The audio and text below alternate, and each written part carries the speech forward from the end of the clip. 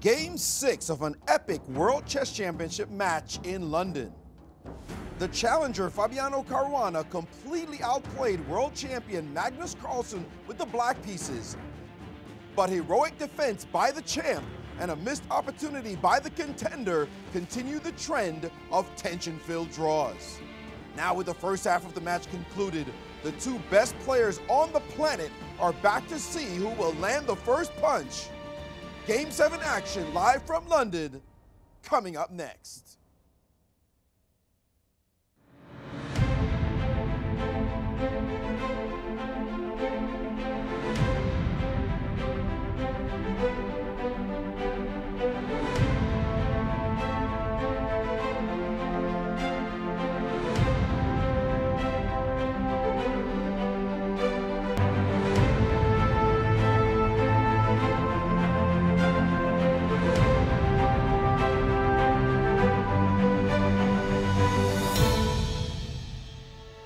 Hello and welcome back to our World Championship coverage of Carlsen Caruana as we see the first moves being played in round 7 of what has so far been such a tight World Championship match.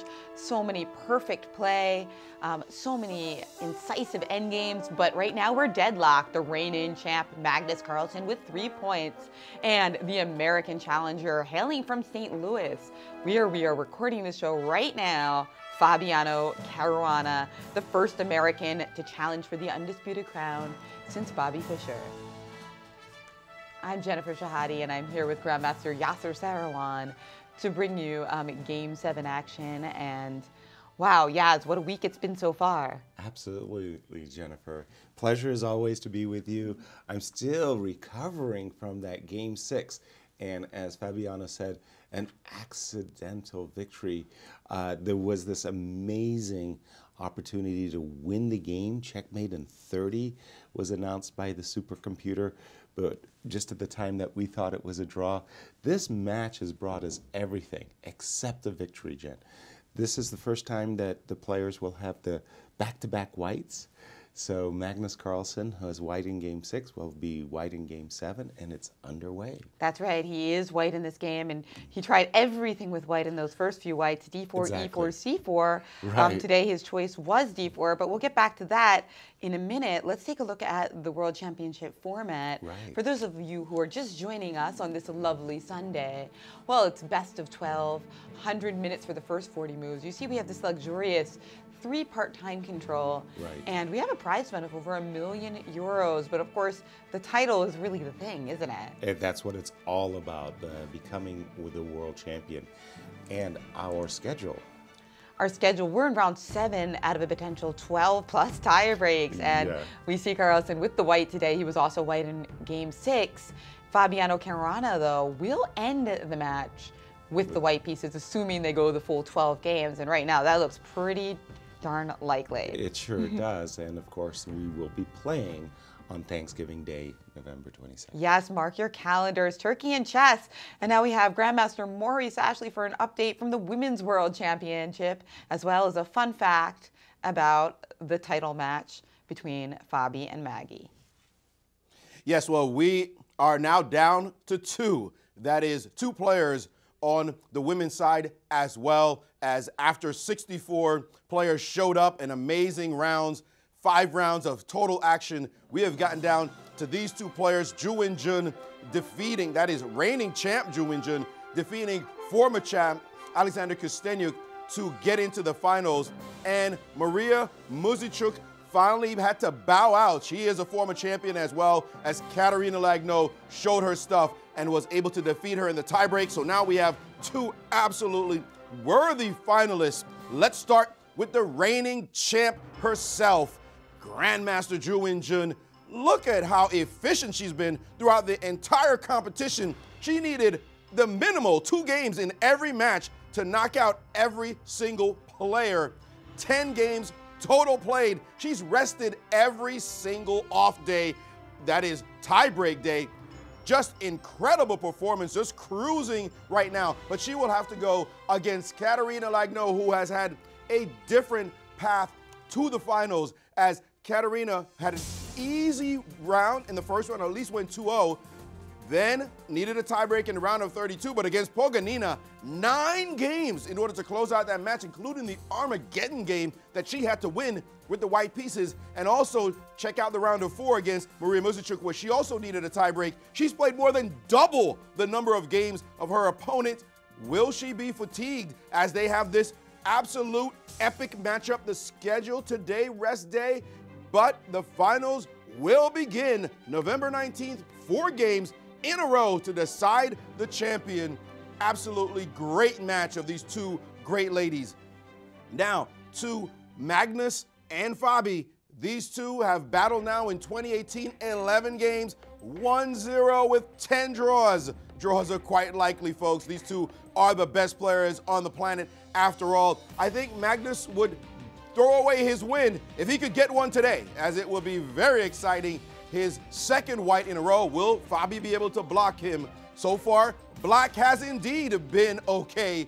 We'll take it out as the game has begun. Thank you, Maurice. And that Women's World Championship, they had their first free day for everybody, I think, today.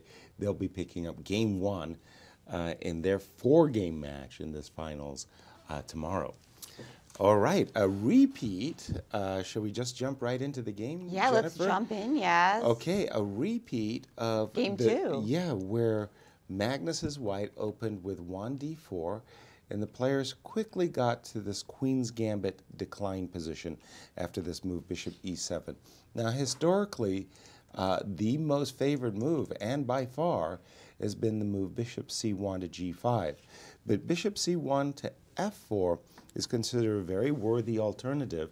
And back in the 1970s, in the World Championship matches between Viktor Korchnoi and Anatoly Karpov, there was a number of games played in that match with this line of play.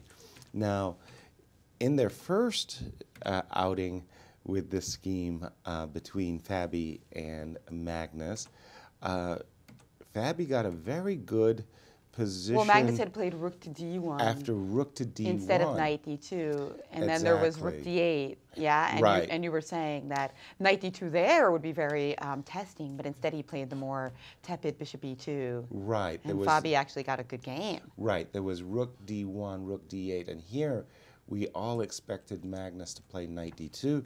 Magnus played bishop e2. And after knight e4, Fabi made a very, very, very comfortable draw. Draw plus. Draw plus. Okay. So this time, without rook d1, the immediate knight d2, we understand this move. The knight. First of all, there's this awkward pin, so it stops the threat of knight e4 by breaking the pin. Point number 2: this knight on d2 is actually threatening going to b3, where it will fork queen and bishop. So it's a 2-for-1 kind of move. You threaten to fork the queen and bishop, as well as breaking the pin. Now, as far as I'm aware, bishop e7 getting out of that knight b3 attack is the most common move. Now, one of the things that we've been seeing in this match is that it's black who is dictating But that's the not what pace of happened. play. Queen d8 instead. I think you might have gotten Immediately? confused because you thought maybe that it wasn't queen moving back to d8, but it was like the move before. But no, Fabi's already played queen d8 after knight d2. Just a second. If you look in your live board on the left, yeah. Okay, so he went queen a5. And then knight d2. Knight d2. And now he queen went a5 was played, indeed. And now queen d8 was played. Queen d8, yes. So sorry, I misspoke. Whoa. So how bizarre is that? So from this position, you play queen a5, you develop your queen, and on your very next turn, you retreat the queen. Don't worry, guys. I can guarantee you we're not going to see knight f3, queen a5, knight d2, queen d8. Black Wow. I'm still trying to understand exactly what that would mean. Okay, so is white getting the move knight d2 for free? It's not like it's a great move, because black does have ideas of e6, e5, as well as d5, d4, as was played in those World Championship matches I mentioned. That is a good point, yeah. So maybe we will see like knight f3, queen a5, and then rook d1 reverting to the other thing. It's definitely possible. Okay, and I remember Gregory Kaidanov's very, very aggressive approach of castling long. I like this for Fabi. Well, the idea here is to try to take advantage of this of the potential for a pin. What do I mean? Well, imagine black plays a move like d5, d4, and here we see the potential for a pin along the d file. You can't take the knight without at least it costing you the queen. So I'm wondering, boy, I don't know all the nuances of this system, but I'm wondering about castles.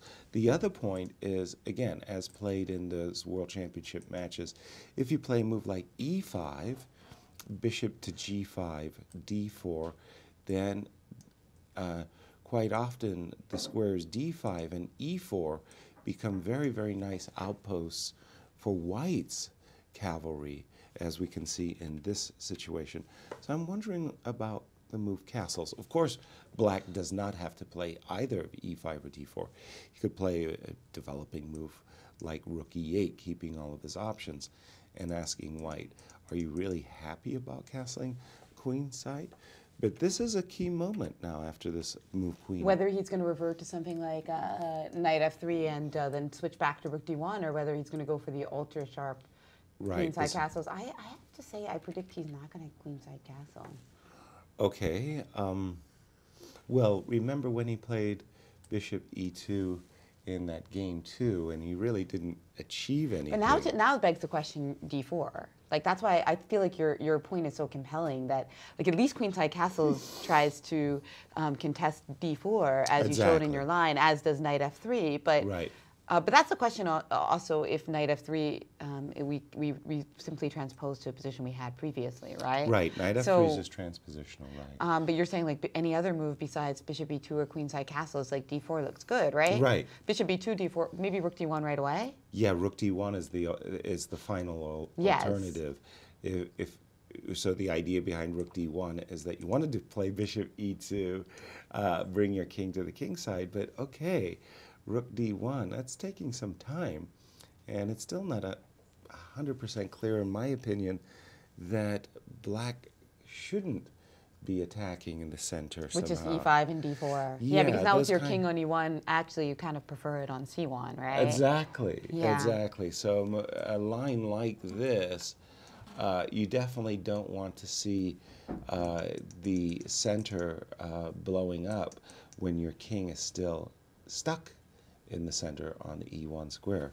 So very sharp stuff. Maurice, bring us up to date in the latest and greatest of theory.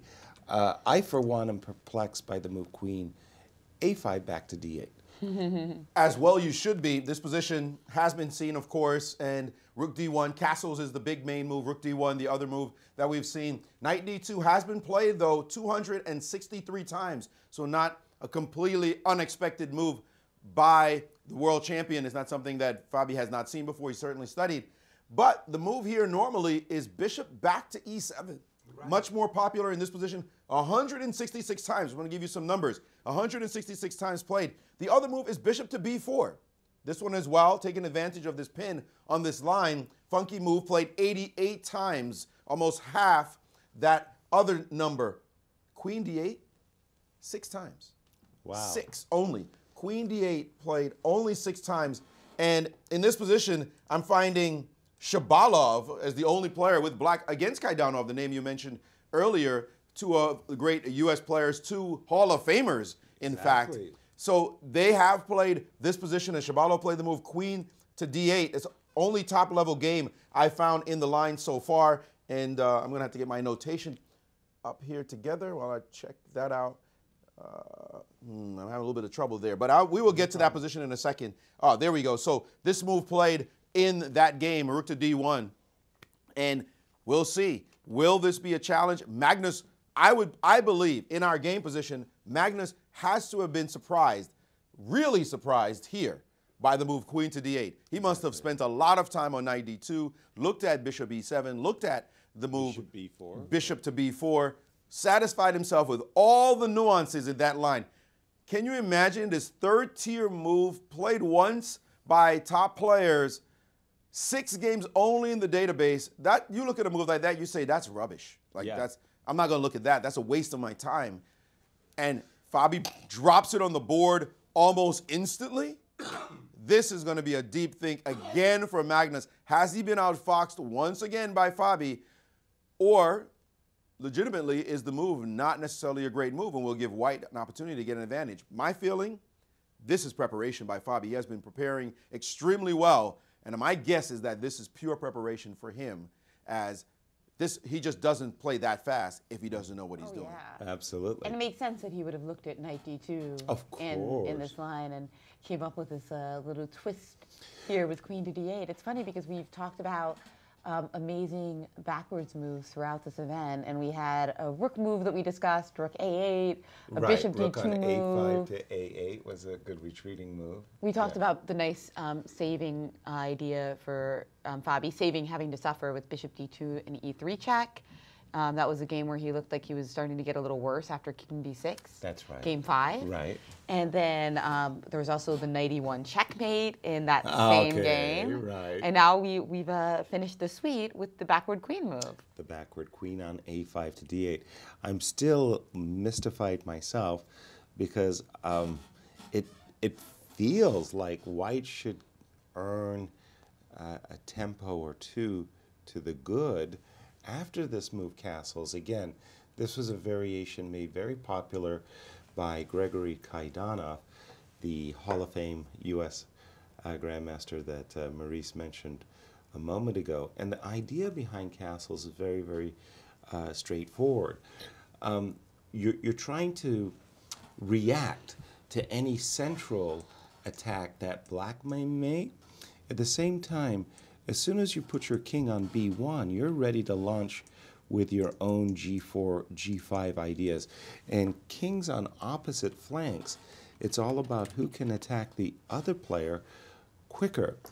And this is a very double-edged line, and I think the better prepared player will do well, but I still think that castles I'm a little confused by, I mean, the position you're talking about is right, but how did, you're saying Gregory played this with knight d2? No, he played castles after queen He played d5. castles, okay, fine. Right. That's correct. Now, I'm looking at this game. I pulled up this game between Kaidanov and Shabalov from this FIDE Knockout World Championship in Moscow in 2001.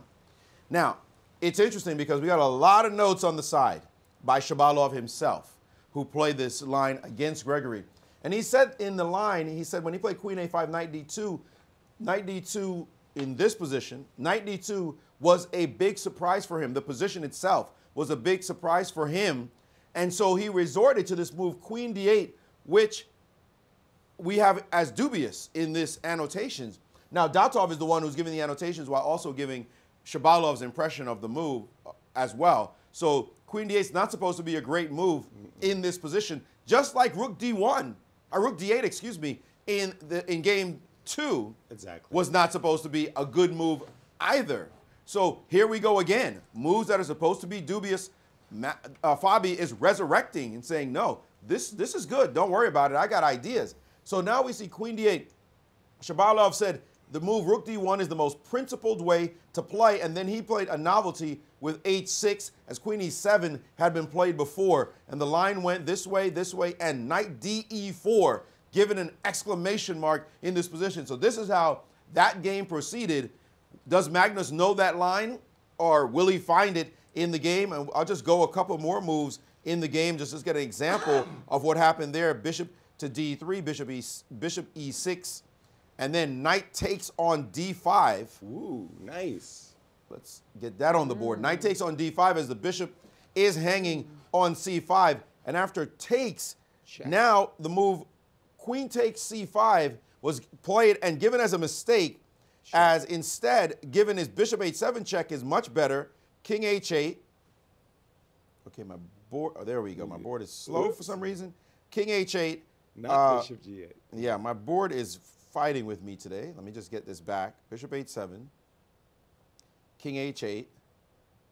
All right, guys, my board is not being cool. All right, here we go. And rook takes d5 as the superior way to play in this position, and it gets really sharp from here. But loving white is the final analysis, as white has stolen a pawn and black not showing adequate counterplay.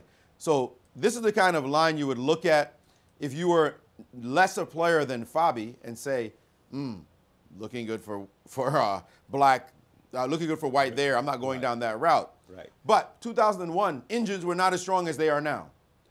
So you can note that he will look at it deeply, and be satisfied with this move, queen d8. Otherwise, he's not playing such a move because it would just be bad for him. So what surprise does he have in store for Magnus?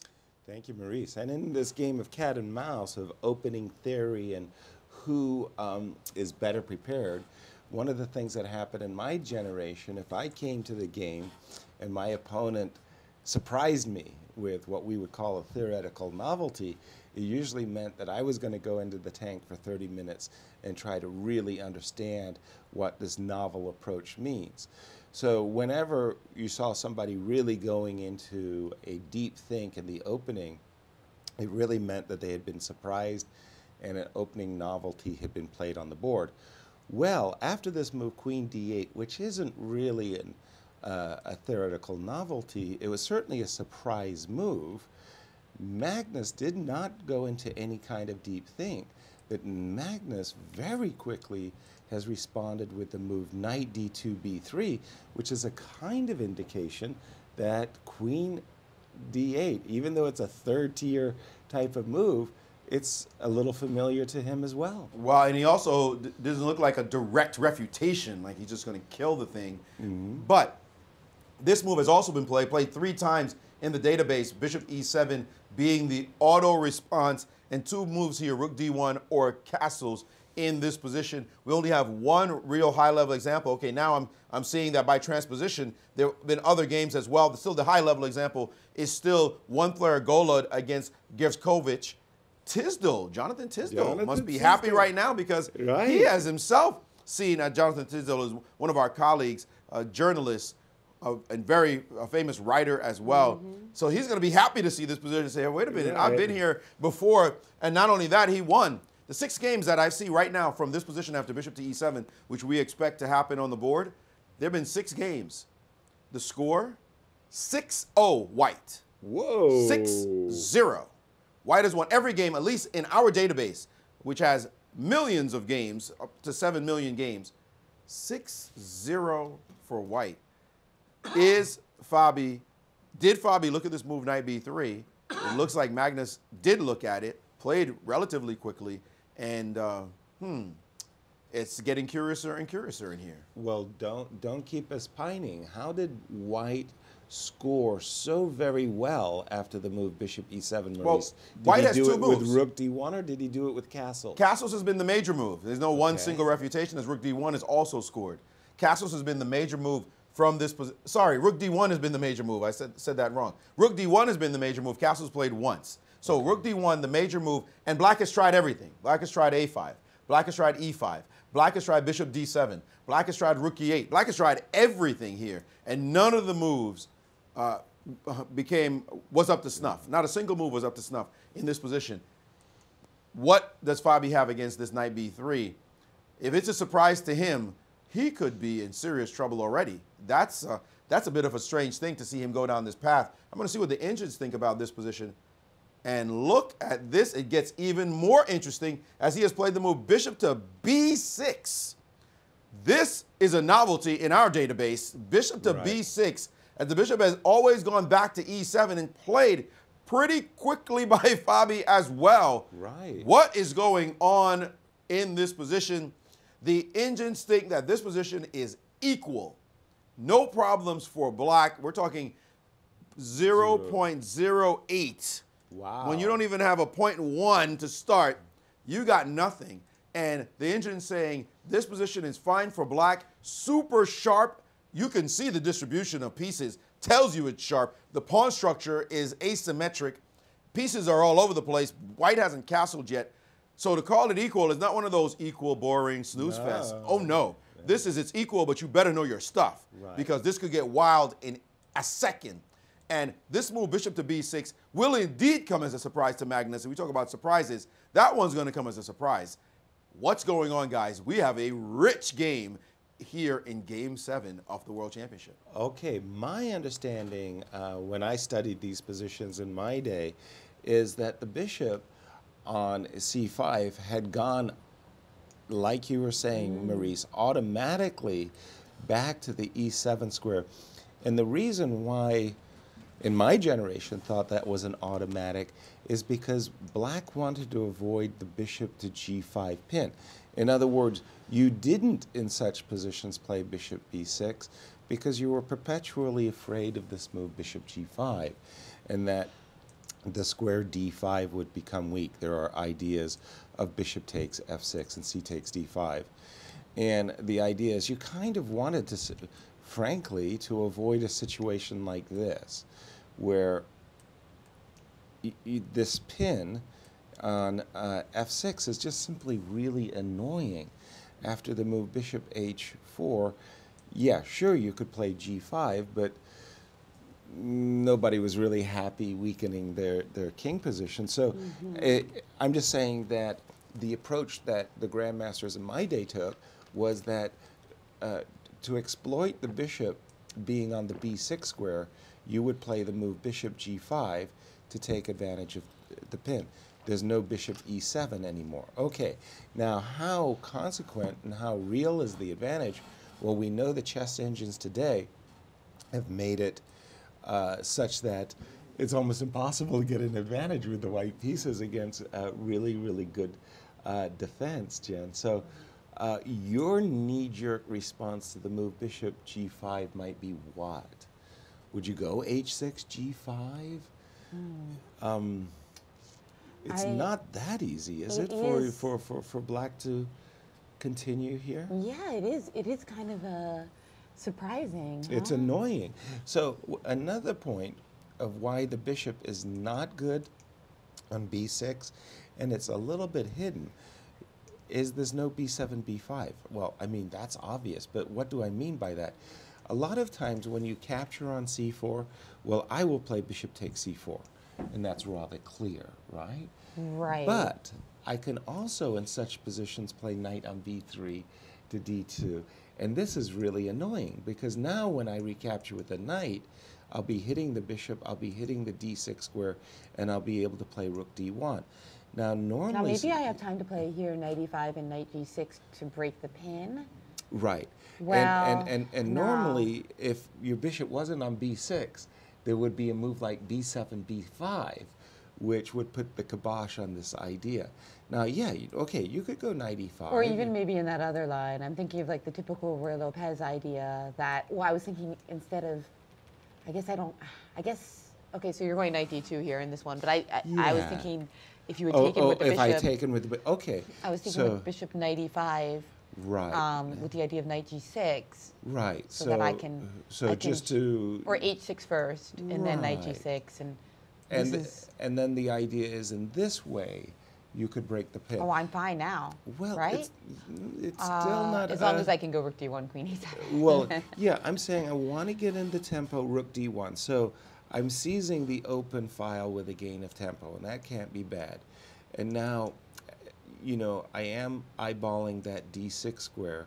You did break the pin, and that was a good thing, without having to play you didn't have to resort to g5. But it's not like you're still out of the woods. No, I have to stop bishop d6. Maybe play bishop c7. Yeah. So. Yeah, but there's still some problems. Like some tactics possibly, right, with that knight moving and discovering an attack on the bishop. But okay, so, but you were saying an even more sharp line that after takes on c4, you might just play knight d2. Right, exactly. I like this move knight d2 a lot. Once again, I do want to recapture this pawn, but I want to recapture it on my terms. And with my knight being on c4 instead of on b3, it's like in a nicer aggressive square. It's reaching into the position, d6, it's attacking the bishop on b6. And this bishop is not that great on c4. The bishop will come to e2 and f3, where it'll have a lot more potency. So I see that there's still problems. Even though the computer is saying 008, as a human player, I look at the move bishop g5 and I say, okay, concretely, what am I supposed to do, Maurice? That's annoying. What is Fabi supposed to do? I mean, and I'm sure the engine is going to show us the way. And it's not, again, we mentioned that, the idea of the equal assessment by the engine does not mean that this position is easy. Right. It means the position, in the engine's estimations, after analyzing all the possibilities that it can within its range of capabilities, saying this position should be fine for black, but boy, go find all those moves. But the move bishop b6 is so provocative. Right. It's the move, and you put your finger on it, bishop to g5, that from a human player's perspective, to allow the strategic move, bishop g5, that is what it is. It's not tactical. It's strategic. It's applying pressure to the position so you can get a positional advantage. Make black give some kind of concessions with capture. It is indeed this positional pressure being applied to his position that makes the bishop belong on e7, not on b6. On b6 is just dogged determination, saying, I want to play this move, d4, and I don't care about your other moves. Right. And I don't want to go to e7 and go passive. So Magnus, you know, and he saw this novelty with rook to d8. Yeah. He had an expletive in his response to this new move. He's like, you can't be doing things like that. And, oh no, I'm in preparation.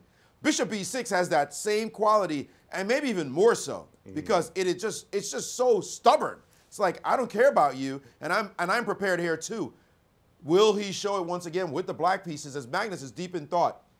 Let's go to your line. Bishop g5, h6 is the first move to look at, guys. Bit of a wrinkle, this move, chasing the bishop back so you can unpin yourself later. Let's go into this sacrifice. Bishop f6, queen f6, cd5, looking to win a pawn. Whoa, knight e7 suddenly, looking to take advantage of black's lead in development. The king is still stuck in the middle of the board. You've given me the extra bishop. If you want to get greedy and capture this pawn, then be ready to face off against these monsters. Bishop here, rook's coming to the file with a quickness, and black's going to say, I got play. I got really good play, in fact. This knight is dominated. When the rook lands on c8, knight's going to d5. You might have to trade and just allow pressure everywhere. So that's a huge bit of compensation black will have in that line. And the other point is, after cd5, knight e7, if you decide to keep this, he can still play knight d5. And again, it's about the speed of development for the black pieces that white will have to contend with. This is just happening so fast, and this d6 pawn doesn't inspire confidence as one that's going to survive when it's all said and done. So this position is one that Magnus will be looking at, and I can predict he's going to be looking for a while if he's not looking for a safe line. But h6, it gets even sharper in your line, Yaz, with d takes c4. In this position, knight d2, knight e5.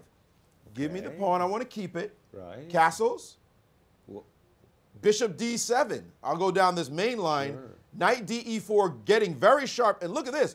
g5. If Magnus has to calculate this line, it's going to be a lot of work ahead, a lot of brain power. Bishop g3, knight d3, check, takes, queen takes d3, knight e4, knight takes e4, queen takes, and now this wrinkle, there are other moves as well. Queen to e8, getting off this pin, saying, yeah, okay, you got me with some stuff here. I'm going to get mine as well. My bishop is also going to go on the long diagonal.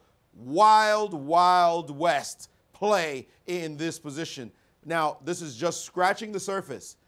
And this human champion will have to look at it, realize that his opponent has looked at this even deeper than this casual look that I've given with an engine. Right. So he's looked at it even deeper, may have spent a day or two looking at all the lines. And so I'm giving all these engine lines. You might be like, well, Maurice, that's engine lines. Yeah, but Fabi has all of them on his file. Sure. And Magnus is now sitting there going, whoa, what is right here? Am I better, or is this guy just out-prepared me and black is fine? This is a very difficult challenge to face for the first time on this chessboard. No question. Very exciting. And even in that final position, you had that rook on f8's in a trap position. There's bishop d6 to win an exchange. That's wild and crazy. But we have a phone call. Yes, welcome to the show. Our first caller of the day from Virginia. Happy Sunday. Very happy Sunday. Thank you for having me on. I have a quick question. It seems we're seeing a lot of draws in this match and also in previous World Championships. Do you feel that that's because these players are so skilled and so evenly matched, or do you feel that they're not really pushing for a win in every single game and have more decided to play some safer lines that end up in a lot of draws? Thank you for the question. Let me take a first crack at that. By happenstance today, I looked at a article on the ChessBase website by Lars Bo Hansen, and it was the IBD. I think that was right. Inaccuracies, IMB. Inaccuracies, mistakes, and blunders.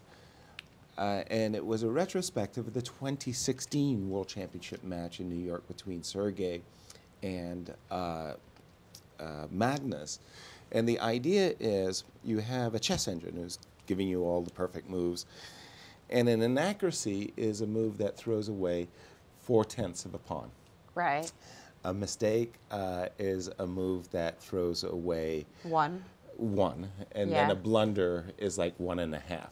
1.5 plus, right. And it was something like they played 700 moves in New York, and it was like there was 15 inaccuracies, 7 mistakes and 4 blunders. In other words, chess, obviously at the start, we're in equilibrium. I mean, it's an equal position.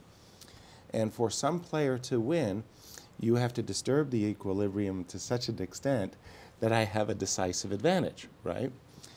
And you have to make a lot of inaccuracies, a lot of mistakes, and even sometimes a blunder. And it's just that these guys are so good, they don't make enough mistakes to give their opponent a decisive advantage. That's a great point, Yaz. And if you take that question from the caller and you go back to World Championships past, right? Like, how do you think the IMB score would look? Well, obviously, the IMB score, if you go to the start, 1886, it was high. Yes. Oh, And then- did Lars do this in the article? No, he No. just analyzed the last one. But Right. if you and were then to it's do going that, to go lower and lower and lower and lower and lower till today you're getting to a position where literally in that match between Sergey and Magnus, it was something like, I may have got it wrong, 5 perfect games. Wow. And what do you think about this match? Like both players How will played that- perfectly. There's a part of you that feels that this match is even higher quality, but then Right. also I wonder if it'll do quite as good on that scale just because we've had such long games. And then I guess technically the engine will say that Fabi made a mistake or a blunder yesterday by not seeing Inaccuracy. this made in 36. That's right. But it seems that to even better, the scale could be even better Yeah. if at some point it accounts for the difficulty of seeing the mistakes. And that's So that's even- like that's the wow, next step. yeah, right, Because, exactly. for instance, How profound is that idea to trap your own knight on Exactly. G1? I mean, come on. You got to give that a high degree of difficulty, right? because yeah, I think I heard of one case where somebody thought their opponent might be cheating because all of their moves were matching up with the computer, but it was like a type of position where it was like really easy to find the computer moves. Right, because Where- it was just a narrow path. you know? Exactly, or it was, yeah, just a more dry position where it was easier to find them. Whereas, as you and Gary Kasparov, by the way, made the exact same joke you did, so Yeah. great minds think alike. Right. But after yesterday's draw, he said that if Fabi were to find that line, it was just so beyond Yeah, brilliant that a every- lot of people would be like, what on earth? Yeah, every police agency in the world would be trying to find a chip in Fabiano's body, you know. Or like just every studying kind of his brain scan. for studying his brain for like curing cancer. Exactly, exactly. But over to you, Maurice. What do you got for us? Well, the last time that Magnus faced off against a shocking, surprising novelty in this line, he played the move bishop to e2. Rook d8 landed on the board, and he said he had to go full grovel and play the move bishop to e2. Well, we see it yet again in this game. As bishop b6 has happened, he did not play the most testing move, bishop g5, the way everyone wanted to see him do in the other game after rook to d8. to play the most testing move. He said, 92 was the most testing, but I didn't want to go into some crazy preparation. After some thought, he played this move, which to my eyes looked very tepid indeed. The loss of a tempo if Black were to simply capture on C4, which Black does even in the bishop G5 line, if you think about it. So here, if you had actually put the bishop on G5, we did throw in this little wrinkle of H6, bishop H4. Now Black plays takes, according to the engines at least, and goes about to play that wild, sharp position that we looked at, which the more, by the way, I looked at it with the engine, White was getting a bit of an edge with that weak king side. We had looked at that line. But here, without bishop G5, with just bishop E2, a lot more quiet choice, insisting the bishop would be better on this square. The engines are saying this move is not as good, but Magnus, again, avoiding the theory, avoiding the sharp preparation that Fabi has for him, and said, let's just play this position as well. Will he start getting frustrated? This is three whites to go, and if this one is a draw, only 2 whites will be remaining, obviously, and Fabiano can say, again, success. I prepared this guy. I'm getting good positions with Black. Black, it's almost like you want to give the guy White every game, it looks like, in this match, as White has maybe gotten, what, 2 games we decided? Yeah. Or maybe it was at that, best. At best, that English that he kept an edge throughout. I think that's it. I can't even think of another game where White had the edge throughout. It looks like Black has been in cruise control in this match, and in fact could have won 2 games already. So what's going on? Is modern chess changing things? I mean, there's a lot of rationale we can have, but if White is not getting anything at the elite level, then something's going on in preparation and the reality of having the Black pieces. Well, I feel in some ways that Magnus is getting psyched out in the sense that, you know, he obviously is aware that Fabiano is a great preparation, great opening theoretician, and is using his engines along with his teams. And somehow he's backing off the most challenging approaches to positions out of some fear that he'll be playing against the engine and not against his opponent. So I look at this position and really I see 3 candidate choices. The first one I see is the move bishop G5. I think that's very challenging. The second very, very challenging choice I see is castles long, again, taking a page from Gregory Kaidanov. And finally, the third most challenging move I see to Black's position is the move rook d1. So again, I see bishop g5, castles, and rook d1 as the 3 moves that are going to put the most pressure on my opponent. And then I'm going to choose out of those 3 candidate moves, one of them that I think was really the best. And then suddenly I see this move. Just don't castle long. Yeah. That really scares me when I'm playing against a well-prepared opponent. And I haven't looked at it before. Well, I can't blame Maggie has for looked at it before. Whereas I looked at the move bishop e2 and I'm saying, Magnus is clearly choosing that move because he has a fear that by playing into the sharp variations, he's going to get caught out. And so that might work against a lesser player, but the problem with Fabi, he's not only good at the opening. He's hanging in there toe-to-toe in every type of position with Magnus thus far. Exactly. Magnus has not proven anything, and quite the contrary. Game 6, he outplayed him from an equal position to build up a winning advantage. And just to point out, we are rooting for Fabiano. We are recording the show in St. Louis, where Fabi now lives. But in terms of the chess, we're being objective. When Magnus outplayed Fabi, like in game 1. Oh, it was fantastic. I mean, that was game 1. No question. Brilliantly played. There was another game which was really impressive where Fabi played the B4 line in the Sicilian. The B4 sack. Look at this picture, by the way. Sorry, as you guys go. That's a great photo. Look what at are those hands about? Well, he's about to do this. Take out your claws. Right. Yeah, no, he's That's a funny one. He's pulling back his kind of shirt, you know, kind of to do one of these things. So that's claws. what I saw. That. I like that though. That's a good. Apparently, press is only allowed. Photographers are only allowed in for the first 5 minutes. That's so right. you have this like little short window. No doubt, some of the great photographers in chess, Eric Rosen, who's been taking the photos for this live stream, as well as for U.S. chess. And then we also have, of course, David Yada, who's on the scene, who's very well known. And I believe Leonard is there as well. Yeah, Leonard Otis, so, who we know from, of course, the Grand Chess Tour. But anyway, as I was saying, that game 5, Magnus played spectacularly, getting put on the defensive by Fabi's incredible preparation. It almost feels like when he has to do it, he goes for the sharpest lines and plays it. But now that he's white, he's choosing. He doesn't really have to, so he's choosing not to do it. If that makes any sense. Yeah, but I'm saying his backing off is limiting himself in his ability to play for an advantage. Like if you play bishop e2 and you play tepid, tepid, tepid in a position that's calling for, or literally demands that you play sharply, you can't expect to walk away with an advantage. Now the question is, Maurice, those challenging moves that we mentioned, bishop g5, rook d1, castles, would any of them brought Magnus an edge if he had gone down those paths? And I've been looking at it as well, and I'm going to play some moves, and you're not going to be happy to see these moves appear on the board with these challenging lines. Let's start with castles. Okay, that's After the castles, most challenging. that's a very challenging looking move. You're putting pressure on this d pawn. You want to ramp up the pressure until the guy ignores you and plays the move queen e7. Okay. And says, you want to try taking that pawn?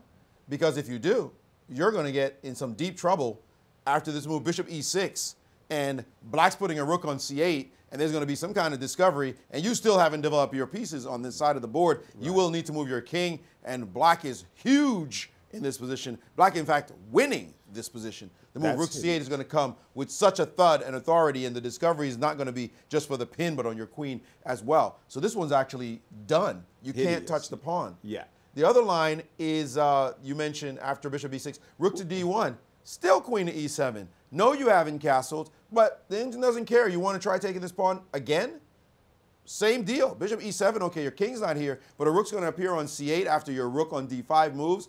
And the same tactics start yet again as you are way down in development on this side. What that means is that you cannot touch this pawn on d5 at all. It's just safe.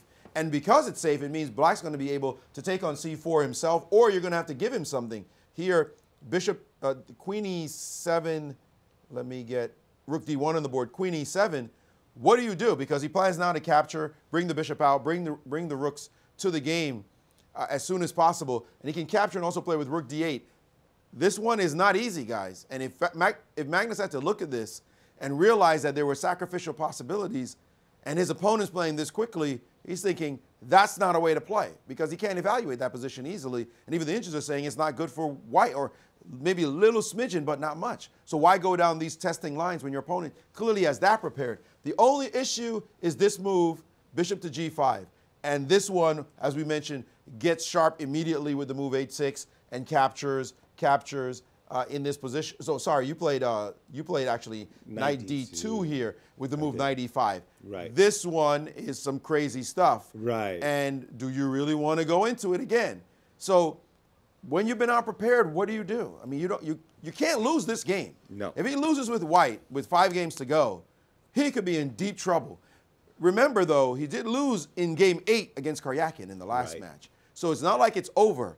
But to just lose out the opening itself, lose the game, but not out the opening. That happened to him in game 3 of his World Championship match against Anand. If you remember that novelty, that in that Nimzo Indian, I believe it was, that was sprung on him by Anand. And we're going to have Anand on the show very shortly. So he's going to be able to talk about that, the opening issues, as we'll see him in the next hour, this 5-time world champion who's watching this match very closely, and he's seen a few matches in his day, so he can give us a lot of insights as to what is going on in the players' minds and what happens when you face off against a big novelty. So that will be a fascinating insights that we're going to get from Vichy.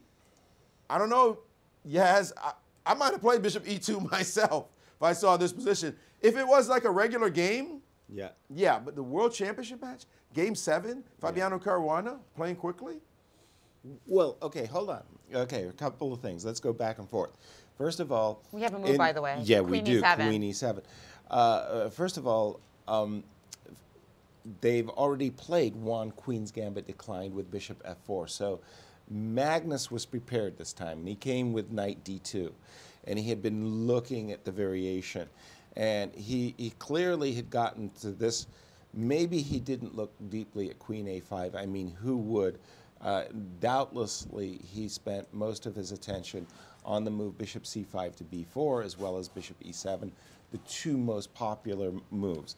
Then after queen a5, knight b3, again, he probably did not spend a lot of attention on the move that was played in the game, which was bishop b6.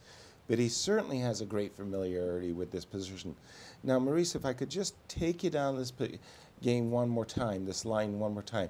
And that was castles long. And I thought that bishop g5, rook d1, castles long were the most challenging. You mentioned queen e7. Now, I will never open up the game with my king on c1. I'm not interested in that pawn. I'd play the move king b1, and I would think that this is a really sharp and challenging position for both players. I would imagine black would play the move rook d8. Yep. And then I would play the move Also bishop. the move h6 is playable here. Right. I was about to say after rook d8, I was going to play bishop g5. So maybe h7, h6. But I bring my king to b1, and I'm starting to look at, you may recall the Jonathan Spielman, Nigel Short, candidates World Championship candidates match with g2, g4. I'm starting to think, okay, we're on opposite flanks, and I'll go ahead on the king side. Is this what you want to do? Is just play this move now? Yeah. Okay, a couple of moves. One is to capture. Another one is to play the move e5. Ooh, Now you're going to have to justify this play. Right. G5? You want to play g5 now? Yeah. This is the whole idea. Okay, so let's be clear. You are playing a world championship match. Right? Of course. You're the position just blew up. And the position just blew up. It's Absolutely. easy to analyze this now with us sitting here naturally. Right. But this position that you just waltzed into, Yeah. with a guy, you have no suspicion whether or not he's prepared the most critical moves in the position. And castles is undoubtedly the single most critical move in this position. And notice queen e7 is on the board, so he knew the idea was to play queen e7, right? Yeah. So Queen this is E7 so he is on knows the this board. is Yeah. thematic.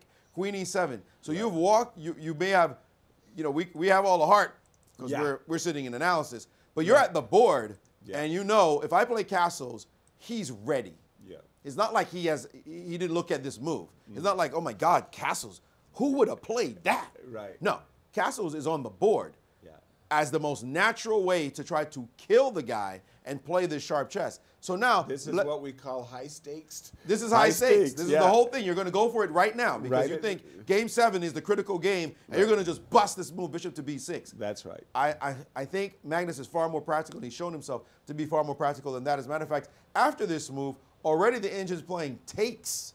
Wow. Talk about everything being on priest. Oh my I mean, gosh. the knight is hanging. The knight over here is hanging. This bishop is hanging. I mean, Suddenly we what? might want our king on c1. I mean, what is this? we don't want to. Let's go down this line. No, he just takes put the line with takes on on f6, b3, takes on e7. Yeah. takes on b3, B3. and here your king on b1 is a problem because after takes, of course, Yeah, that's what I he meant. gets a little Yeah. check in the middle, Yeah. and now the move rook e8 is being given as his bishop is hanging, and so you just waltzed into this line, Yeah. and it turned out that it was just sharp and So- maybe just equal in the end. In fact, maybe better for black, as black's about to win a pawn. Excuse Yeah. me, black's winning a pawn. So you can't just waltz into the line and just play a couple of casual moves, as the game is just super, super sharp. Right. And for Magnus, he just just trip over a blunder, and there he goes. Yeah, well, but no, I'm saying that Magnus has seen this defense already. He knows that knight d2, rook d1, and castles are the most challenging types of moves in these middle game positions. So I'm thinking Magnus and his team have done their preparation as well. Against bishop b6, though? No, not necessarily against bishop b6. Let's really talk about that move. That's the move. Bishop but some- b6 is so challenging. But some kind of familiarity with these middle games positions. So, like in the game today, oh, hold on. Now that he's played bishop e2, that doesn't do what I wanted to say. No, what I did want to say, however, was that in my view, Fabi has taken a very provocative setup with the bishop on b6. And he's basically said to White, if you don't play these moves, bishop g5 and rook d1 and castles long, you're not really challenging me. Correct. And I'll get a pretty easy equality. So back up. I see where you're going with that. Yeah. The way you've worded that. Right. So you're an artful wordsmith. Okay. I don't want to go down your logical line. Right. I'm going to say the other way. I'm going to play bishop to b6, and I have prepared for your major moves in this position. The bishop I g5, dare you to play the main the moves, the castles. bishop g5, the castles, the rook d1. I dare you to play those challenging moves because I am ready for those moves. That, I think, is the word you should have in his mind, because remember, when Fabi was asked about the move rook d8 in game 2, his response was, oh yeah, you know, it's very complicated. Right. That's real clarity. Way to clear things up for the journalists right there, Fabi. Fabi's saying, I'm not telling you guys a thing. Right. I sat in my laboratory with my boys and a supercomputer, and we looked at these moves and try what I got. Try me. I dare you.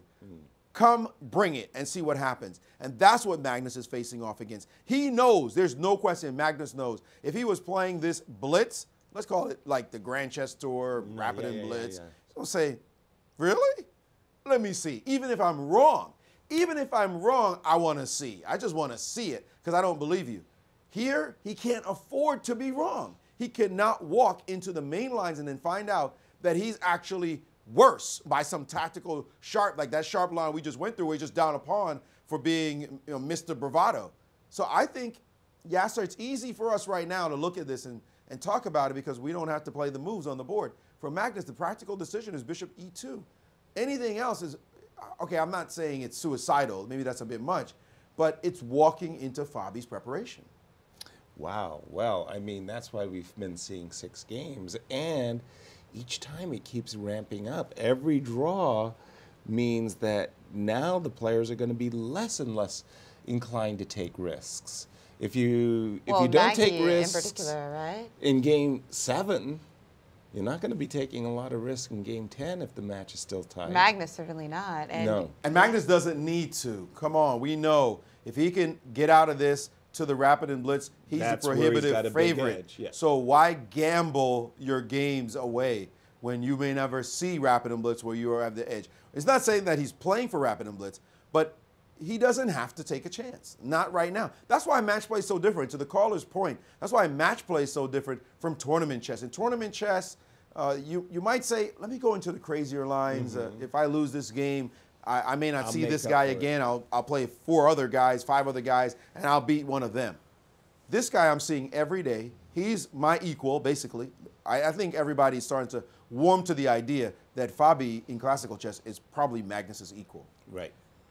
Some might even argue, hey, wait a minute. He may be theoretically better. Where is Magnus better than him, actually? But let's say they're equal. The ratings say that. Why do you want to toss a win to this guy? I mean, and then he gets white tomorrow and might be ready with some other novelty on you? No way. I think that he made the practical decision that's normal for him and no reason for him to play those crazy sharp lines. Well, not that I don't want to see those lines. I would have preferred to see that stuff with G4 and G5, yeah? Sure. That was fun. That was, for the commentators. We're commentators. We'd have a party. We'd love well, that. you know who's going to have a lot of insight on this is Vishy Anand, who's It's going to be fantastic coming on with us after the break. That we have him as a guest. Wow, one of the great world champions and one of the great theoreticians as well. So he really understands these kinds of conversations that we're having about the sharp opening play. Oh yeah, I mean it'll be really him. interesting to see what Vishy His has take. to say, and that's an understatement. Absolutely. So stay tuned with us. We are going to be back after the break. Shortly thereafter, we'll have the one and only Vishy Anand, and we're going to leave you with the top American players and their thoughts on the match. Yeah, absolutely amazing for the chess in the US. He came extremely close 2 years ago to winning, but Sergey played a great tournament and he also deserved it, and he played a great match against Magnus, but this time it's Fabiano's chance. Yeah, I mean, it's definitely very exciting. It's the first time that the United States has had a challenger in over a generation. So the last challenger was Bobby Fischer. That was quite a while ago. It'll be pretty exciting to see if he could return the throne or if he can, you know, challenge Magnus and be able to win, because I would think Fabiano Caruana has definitely had some very strong performances over the years. So, you know, he's definitely a very good challenger for Magnus. I mean, Fabiano's been playing quite well, so he certainly has chances. I don't think he's anywhere near 50%, contrary to what he said. But that being said, Magnus, he hasn't been that impressive of late, and he also hasn't been playing that much. So it's hard to tell what sort of shape Magnus is going to be in. But I think more than anything, it's going to really depend more on the quality of Magnus's play than Fabiano's play. Because if Magnus plays up to the level that he's capable of, I think his odds are probably 85–90%. But that being said, Magnus, he's had some ups and downs, and certainly his match against Sergey was far tougher than anyone expected. So it'll be interesting to see. Yes, of course I'm excited that like American player is playing. Yeah, I think it's very interesting. You know, it will probably boost popularity of chess in America. For the tournament, for the candidates tournament, I was predicting Fabiano. I was hoping Fabiano would win, and I was also predicting that he seemed the most likely. And yeah, obviously he played great. I'm really happy that there's an American playing for the World Championship, which I've never seen it in my lifetime. So it's going to be really exciting. Obviously it's tough. He's up against one of the best players in chess history, but I think if anyone right now has a chance, he's definitely one of the few guys who has a chance against Magnus. I mean, it was amazing personally for me because I know Fabiano, and you know, I was watching his game. I was following the tournament very closely. I was just glued to my computer watching the last game. Like even though I knew he was winning until it was done, like I just couldn't stop watching. I think it means a lot to the U.S. because it's been so long since we have someone competing for the World Championship title. I think it'd be amazing to have a world champion. There'd be a lot more interest. Hopefully there'll be a lot of more mainstream media coverage, so chess can become more mainstream, and people, I think Bobby Fischer is like a household name, so it'd be really nice for Fabiano to become a name that people, when you think of chess, and you can say, oh yeah, Fabiano Caruana, he's either challenging the world champion or he's the new world champion. I think it's great that he won the candidates and he's going to be playing for world chess champion, because like we haven't had an American like chess champion for a long time, so I think it'd be really nice to see someone from the US actually win the title, and it could be like Bobby Fischer again. Well, it's definitely really exciting that Fabiano is the world challenger, and even people who don't play chess now they know, and they ask me questions. They go, oh, have you heard about that? I go, yeah, and he's actually from St. Louis now, so we're really proud of him. And now to have an American World Chess Championship challenger, I mean, that's huge. You know, I mean, I was following the candidates tournament with a lot of interest, and I was very happy to see Fabiano win and for us to have an American challenger, and it's going to be great for chess because it's going to be, you know, the number one, number two players in the world playing. It's going to be really great to watch.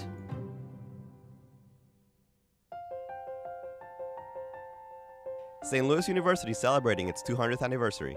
Offering world-class education in the heart of St. Louis, SLU attracts students and professors from around the globe. In 2015, SLU partnered with the St. Louis Chess Club to start a top-tiered collegiate chess team. On the very first year of the team's inception, SLU obtained second best university at the Pan American Intercollegiate Chess Championships. Higher purpose, greater good. St. Louis University. Be surprised.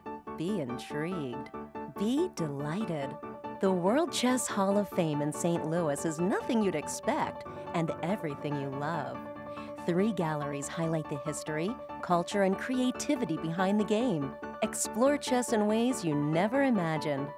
It's a one-of-a-kind cultural institution where rare artifacts and world-class art play together. The World Chess Hall of Fame. Mind, art, experience.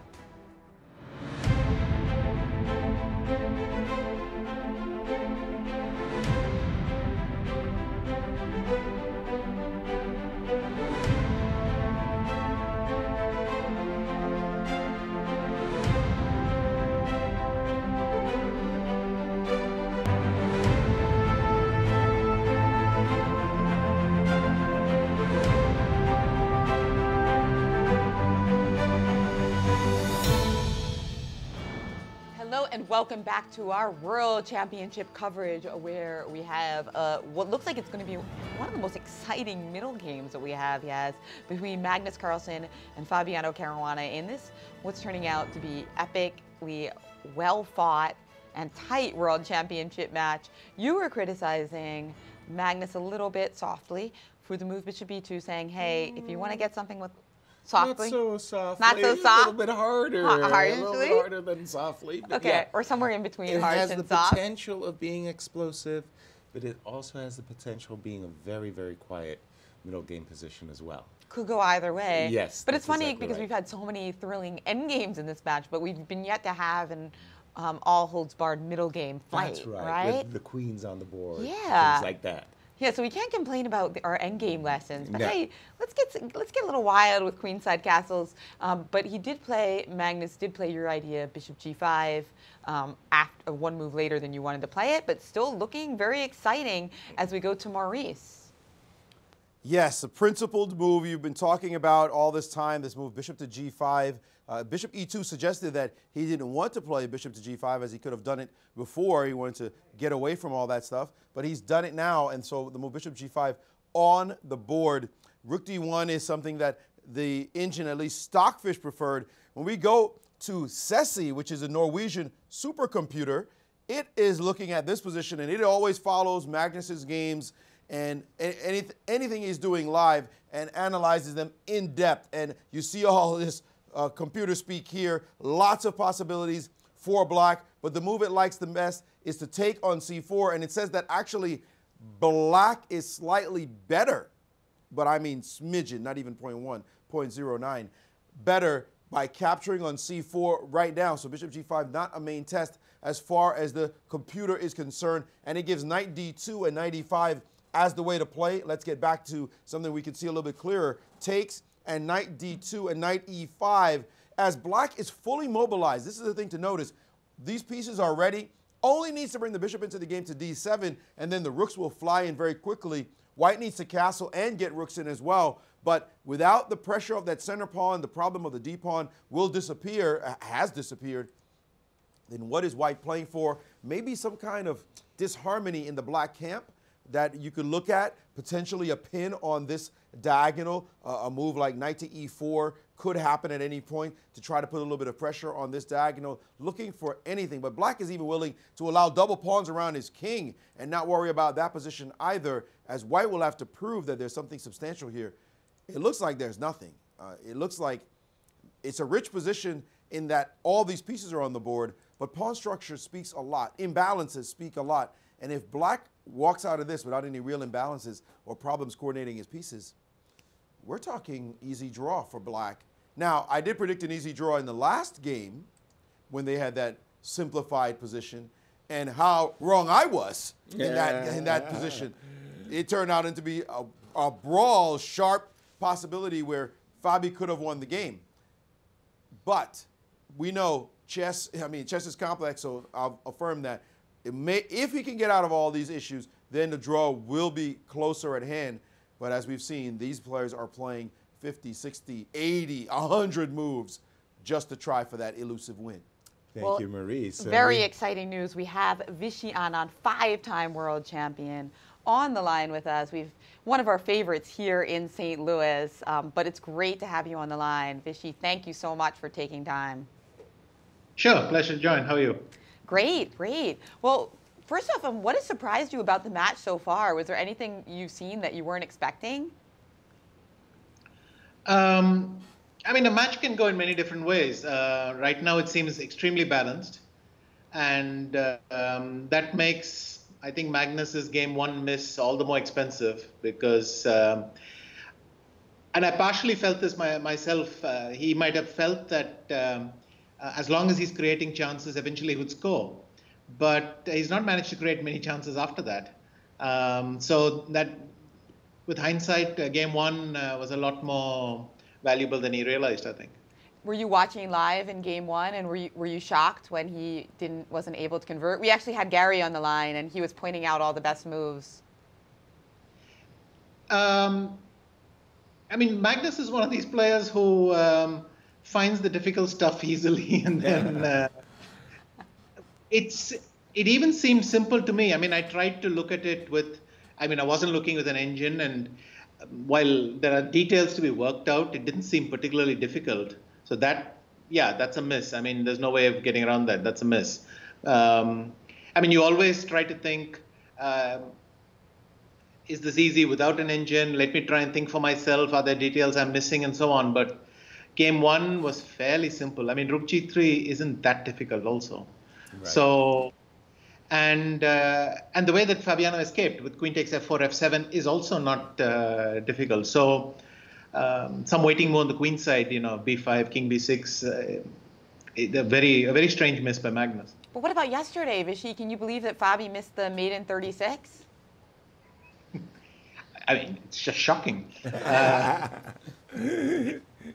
I'm still trying to understand what's wrong with every other knight move. Because, I mean, bishop and knight, you essentially think it's a question of driving a king somewhere. You don't realize that there are only moves in the position. Once black has an extra piece, then it's just in fact, the knight will have several routes to the same square. It can go via f3 or c6 or c2 or, you know. So for me, it's hard to understand why bishop h4 is so unique. I'm going to look at it more closely at some point, but I mean, I think even if Fabi had found bishop h4, he would not have found the win. So. Vishy, you have been preparing for World Championship matches almost your whole professional life, and this occurred in this game, an incident that we're very curious about what your feeling is when Fabi played this move, bishop to b6, which was not the natural move. First the move, queen d8, then bishop to b6. What is your feeling about the fact that Magnus ducked the principal line as he did in game 2 here as well, especially with the white pieces? Well,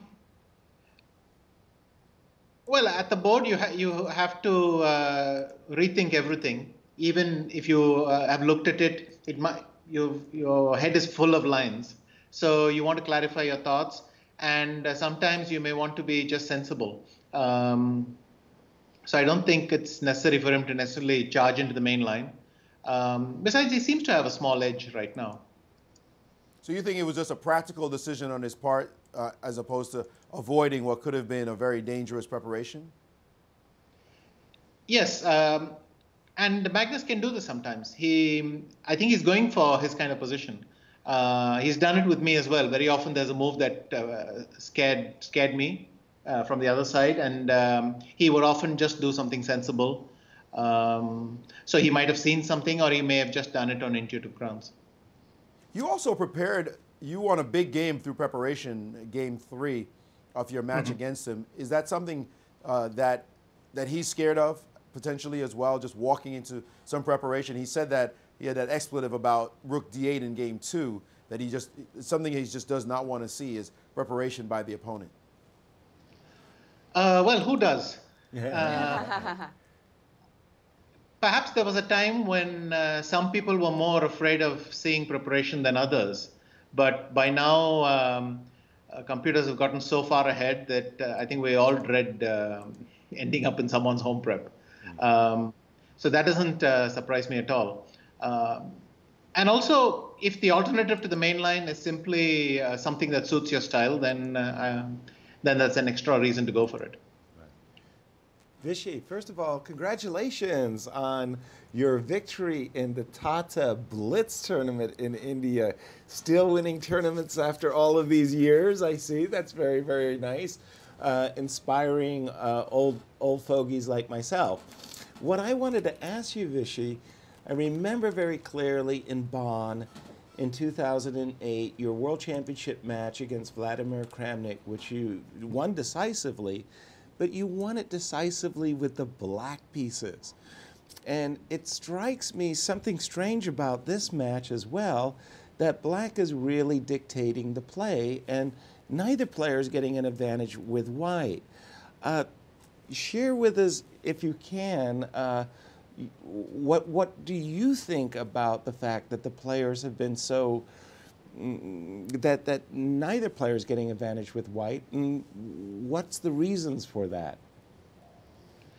Well, 2008 was exceptional because if you actually saw how Kramnik played in game 1, that's what I expected him to do most of the time. In game 1, he saw the Slav. Now, before the match, of course, he has checked the Slav because it's one of my principal openings, but he didn't know which sub-variation, he didn't know what to expect. So the first game, you're kind of looking for information. He then played the exchange Slav, did something risk-free, and the idea was I'll go back home, revise all the lines now that I know what I can rule out or expect less, and we'll go from there. Right.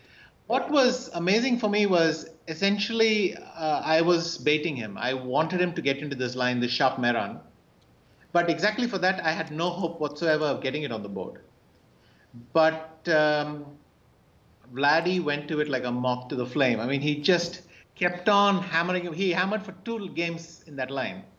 Not entirely without justification, because by game 5, it had become clear that the line was starting to become shaky. And in fact, it's hardly been played since.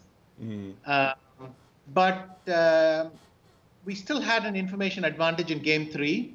Game 5, much less. But perhaps there was a little bit left. So I would say game 3, it was very nice for me that he wandered into this.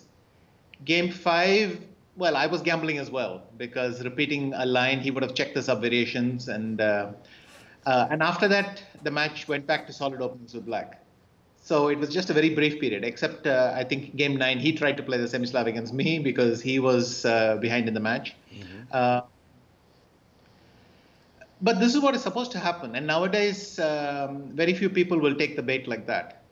They'll take it if they genuinely believe that white is winning. Then, you know, you can't hold back and you'll go in for it. But mostly people will sidestep rather than charging down main lines when they expect that you will have checked everything.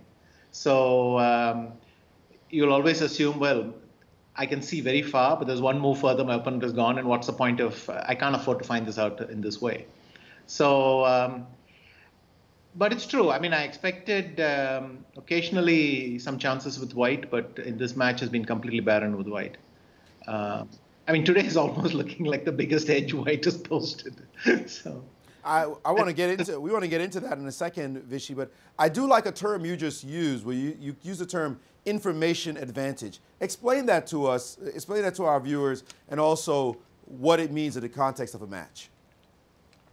Okay, so this is no longer the case here, but before the second game, Magnus has to prepare, let's say he wants to go d4. He's going to prepare all of Fabi's tries. He has to revise the Queen's Gambit accepted, he has to revise the Grunfeld, he has to revise the Queen's Gambit declined.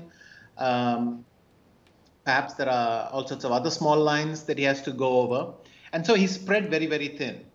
Whereas Fabiano, on the other hand, has to prepare for several white moves, but is generally happy if so that he only has to revise the Queen's Gambit declined and go over all the lines, you know, all the sub-variations and so on.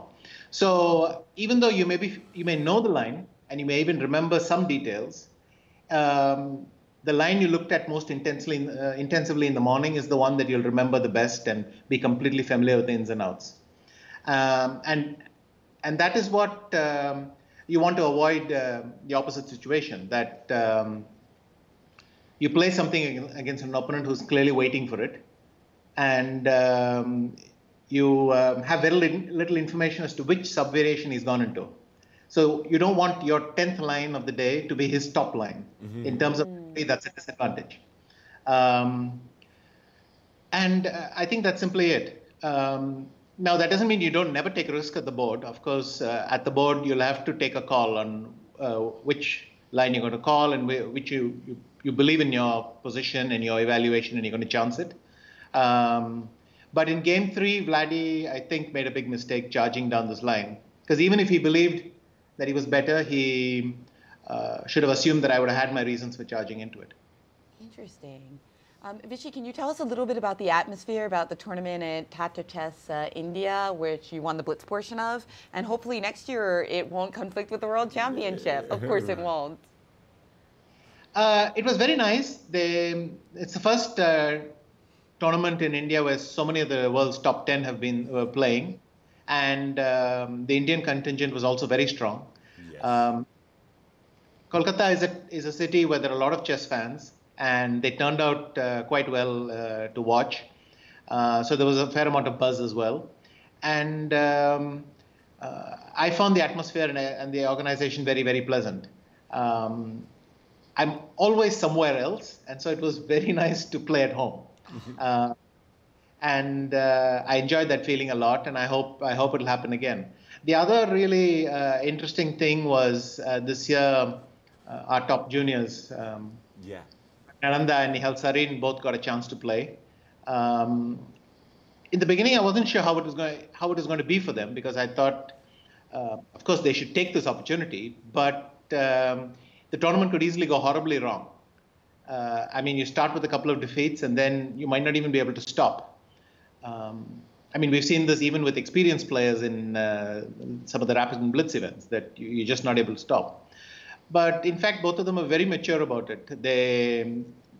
If they took some blows, they punched back, and they were very sensible about it. So both Nihal, who managed to keep the damage to -3 and only with black, and Pragnananda, who won a few games. I mean, blitz, it's harder to control the stuff, but he won a few games, so both of them were nice as well.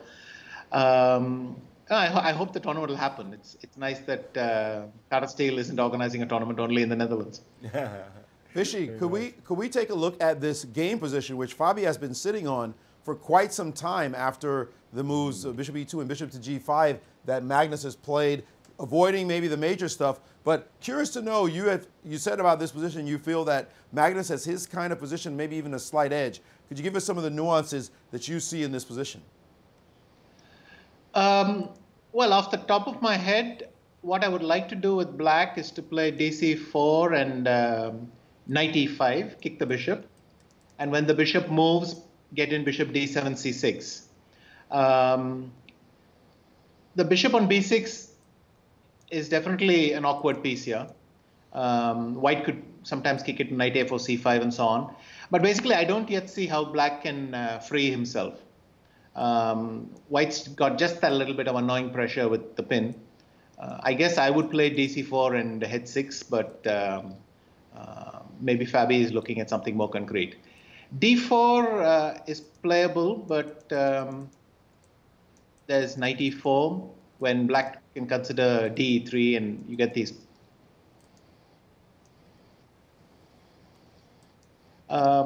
If takes, well, actually that's the problem, Maurice, that if you play H6, I might be able to take on F6 here. So black might have to play D4 or DC4 before H6.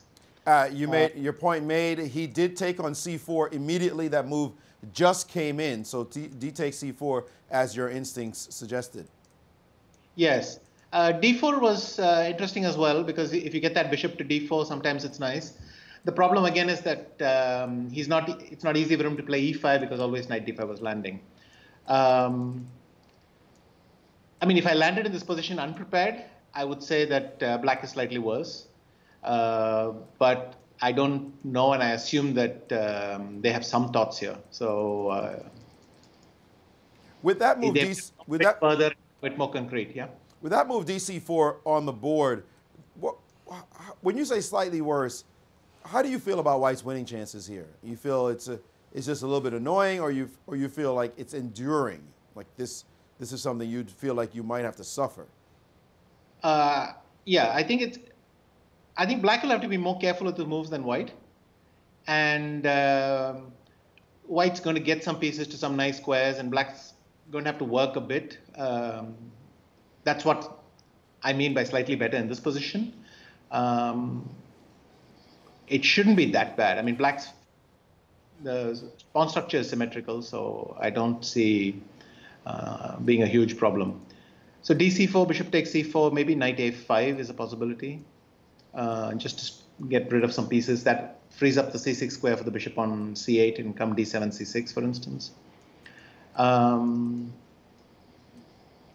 Or DC4, bishop C4, bishop C7 with the idea bishop E5 is another idea. So it's just a little bit of space, and it's much harder for black to move his e-pawn. So just a little bit unpleasant, I think. When you said that they might have some ideas here, did you mean this exact position, or you just mean they looked at so many different wrinkles similar to this that black is really well prepared for this potentially slight disadvantage? No, I meant that if they had looked at this line, they might just know a certain solution, something like dc4, knight e5, head 6, knight g6, some specific line that they're trying to remember, and which gets very close to equality, something like that.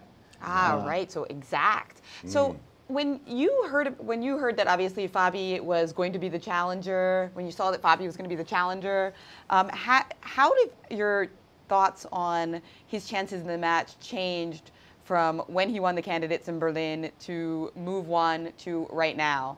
Have you kind of felt the odds are about the same, or has it shifted a lot? I mean, I kept putting Magnus as favorite but not by very much. So I think the preferred number these days is for 55-45. People not wanting to get too far out. What struck me was that Fabi's results Fabi's results have exploded this year. I mean, his rating performance is very high. And Magnus's is, by his own relative standards, of course, not been very comfortable. That's one thing taken into account, but I kept on seeing that their games against each other are still very much like one-way traffic. Magnus puts a lot of pressure as white, and he won in Norway.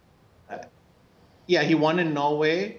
I saw him win in Isle of Man last year, and that was a game where Fabi came up with a big novelty, was putting a lot of pressure, and Magnus was able to counterattack and win. And it's been quite a while since Fabi has put any sort of pressure on Magnus. In fact, yesterday's game was the first time that was crossed. So it looked like Magnus was still a very uncomfortable opponent for Fabi, and that was influencing my thoughts. After 6 games, I think, it's also very important for Magnus to have this feeling that he's safe. And I think that's also one reason why he will often head for endgames rather than complicated technical wins, because he likes this feeling of being absolutely invincible. Now, we all do. The point is, in dry endings, he'll often take a small advantage in a dry ending rather than something where he still has to calculate and work with his counter players on. And I think he needs to feel this invulnerability to play freely. But I think after yesterday, he understands that he can lose as well, because yesterday he was outplayed day before. He was outplayed and came close to losing. So if Fabi can scare him once or twice, then it's, of course, 50-50. But the games as well, I mean, if white's like this, it doesn't matter who is what. If white is struggling like this to show anything, then it's going to be tiebreak. But of course, both of them will continue to play at a high level. But I think we're getting to the point where one mistake will decide the match, because there's very little recovery time left. So, I mean, we must remember how unlikely it was that Carlsen came back against Karyakin. And Karyakin had at least 2 forced draws in that game before Carlsen was able to win it. And this match looks even tighter. So, because Magnus was creating a lot of chances in that match, here it's been game 1. And then both sides have enjoyed playing black. So, a very, very tight match, but the price of each error is very high now. And this middle ground with DC4 having been played after much thought, Magnus also stopping to look at the board. Obviously, knight D2 is possible. I have it here on the board as knight D2, but only DC4 has been played, the bishop C4. You mentioned the tiebreak. Are you as certain, it looks as many people are, that Magnus is the prohibitive favorite by far if it gets to tiebreak? And if that is the case, how does that impact his play in the rest of this match? The classical portion. No, he's not favored at all. Let me put it this way. If we're talking of, if the tiebreak was how Magnus and Fabi will play in the next 4 or 5 Rapid and Blitz events, no competition. But in a tiebreak against each other with the stakes as high as they are, I think nerves are much more important than past results. I mean, we're not talking of who's the better rapid or blitz player. We're talking of who can win the tiebreak with all the nervous pressure they're going to be under. And it's also good that Fabi is someone who's got wild swings in rapid and blitz. He can finish last, but he can also finish third like he did in St. Louis. So he's got some variance, and he can play very well as well. So I don't think Magnus is a favorite because, again, rapid and blitz seem to come more easier to him than Fabi, but the advantage isn't that big because I feel the match, the tension and the pressure is more important as a factor than rapid and blitz skills. That's really interesting. And you had a rapid and blitz tiebreak yourself for one of your World Championship matches, I believe against Gelfand. What was that like? Very similar. My rapid and blitz results over my career are quite a bit higher than Gelfand's, but it was very, very close. Game 2, well, I pulled off, but there was nothing inevitable about it. Game 3, I was busted. And Game 4, I could easily have lost as well. And I have the feeling that when you're not thinking clearly, then rapid skills are not that important. It's more important just to play the best moves you can under the pressure. And still, that's something that comes easier for Magnus, but I wouldn't say that he's a huge favorite in the rapid and blitz. I love it. You're the first person to say that, Vichy, and I was trying to say something similar at dinner last night, but indeed, it's just so wonderful to hear you say that, because of course here in St. Louis, we're on Team Fabi. Well, he does have a very authoritative voice, and yeah, I mean, Jennifer. if Vichy says it, it can't be wrong. I'm telling you. I mean, he's been there and done that before, you know. Once or twice. Once or twice. Vichy, if I could just test your little gut instinct for a moment. We're looking at this current position, and Maurice and I, on our break, had looked at the moves knight d2, knight e5, knight on c to e4, bishop d7, castles, bishop c6, knight takes f6, g takes f6. We got to a position like this where black was a pawn up, but his king side was a little compromised. And I thought, well, black is doing okay, but you know yourself what it's like to have a compromised king. What's your knee-jerk instinctive reaction if I were to show you this position? Would you say, I prefer black, or I'd like to gamble with white? I think black is fine here because there's almost no way to exploit that weakness. And on top of that, the black knight on e5 can go to g6 if need be. In fact, if you go back a move or two, if we just step back a second, yeah, did you play bishop d7? Yeah. There's also bishop a5. And if castles, you could play b5 maybe. That's because again, yeah, the kingside thing is quite safe for black. It's very far from delivering a mate or something. So here I might even want to try and keep the pawn. I don't know. I would have to look at the idea, but it occurred to me. But I think that position that you had a bit later with bishop d7, c6, and so on, I've had this dozens of times as well. It's very typical of this Vienna QGD structure that you might get these, and especially the Vienna, because you can get this pawn from g7 on f6. But unless white is able to swing something over to the king side, a major piece, it's just looks not good for black in that case. Yeah, I mean, I think equal rather than anything else. Yeah, but that was my feeling too, and you said it very well yourself. In a Vienna, you're often getting these double pawns, and sometimes you're not even afraid of losing an exchange because you've got these bishops that are doing very well. Overall, does anything, what has been the biggest surprise for you about the match so far, Vichy, or has anything really surprised you? 6 draws out of 6 games?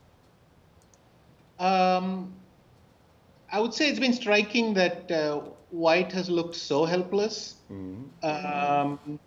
I didn't expect that. I mean, you expect White to be neutralized, but this is absurd. And otherwise, I can't say I'm really surprised. I expected a tough match with tough play, and it seems to be developing like that. Are you surprised? Are you surprised? Just this thought that I'm a bit shocked at when I hear this number, that in 18 games in the World Championship, counting this one and the 12 he played against Karyakin, that Magnus has only won 1 game.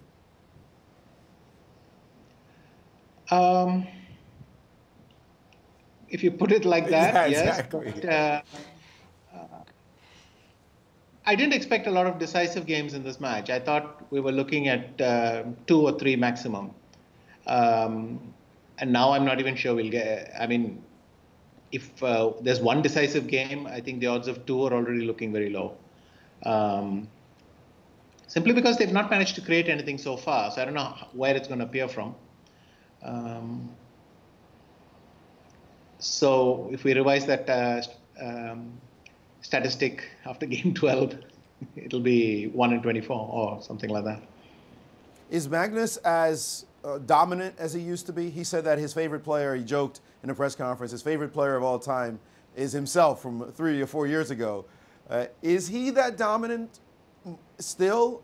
I know in our minds the mystique remains, but how do the players feel about it? And with all those players now, like Fabi and Mamedjerov and Ding Liren, who've closed the gap to now just a hair's breadth, is it still the perception of everyone that Magnus is a dominant player, or is he now first potentially among equals?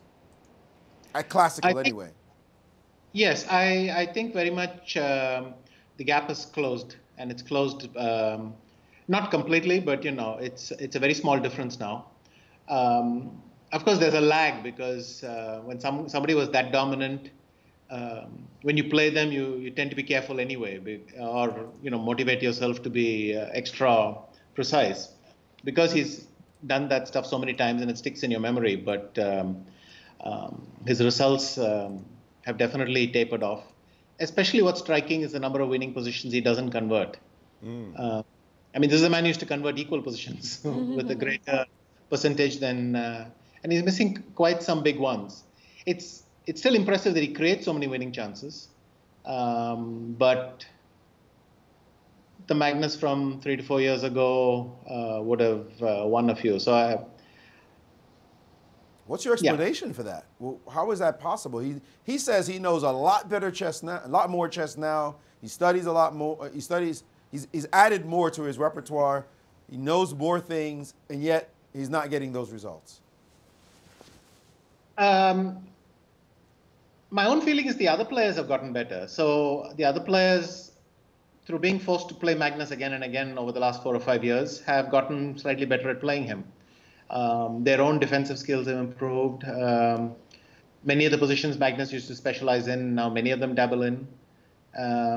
So I feel that, well, we all learn from each other, even when we don't realize it. And I think the other players have definitely, at some level, absorbed some of the lessons from Magnus. Well, we really want to thank you for joining us, but I just want to ask you one more question, Vishy. What do you want to see happen in this match? Are you rooting for a tiebreak? Are you rooting for Fabi to win one, Magnus to win one, or what would you like to see happen in these last 6 games? Well, it'd be nice to have a decisive game. I simply, it would be nice to have a well-played game. And tiebreak's fine as well. So both options are, I mean, I like both these guys. I'm not going to prefer one over the other. But if the match was decided in a great game, that would be perfect. Otherwise, it'll be decided in tiebreak, and that's perfectly well as well. Thank you, Vishy. Vishy, I want to say you're a wonderful guest, and anytime you want to come on the show, baby, even take my place, come and take a seat. You're more than welcome. Thank you so much for joining us. Thanks, Vishy.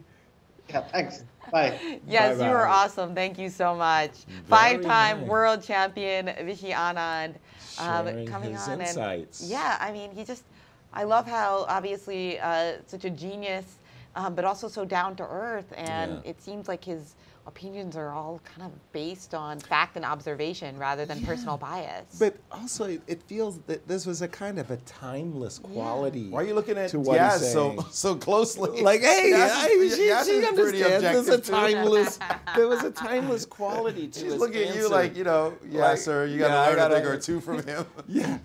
Actually, Rex has this great line. Somebody asks him a question, and he just kind of looks at the question, and he says, "I'm just so impressed that you think I have the answer to your question." I mean, I just feel so good about that. But no, I felt that there was an authoritative voice with Vichy. You know, he's been there. He knows what he's talking about. Would you like to have him as your second? Are you kidding me? I mean, it's like, boy, get over here and sit down. I'm not letting you escape. And actually, that was a question I wanted to ask him, but I really didn't want to put him on the spot, which was, did either camp approach him and say, Vichy, would you like to work with me? Or would you please work with me? But I felt just a little bit uncomfortable asking him that question. Well, because, one day, perhaps with Pragnananda and Sareen, right? But you know, something might happen. The thing I think would be really great about having Vichy as a second would be like, can you imagine if you lost a game, you know, going to Vichy? I don't think he'd be that upset. He'd be like, okay, what do? We have to rationally figure out what to do to attack the next game. Exactly.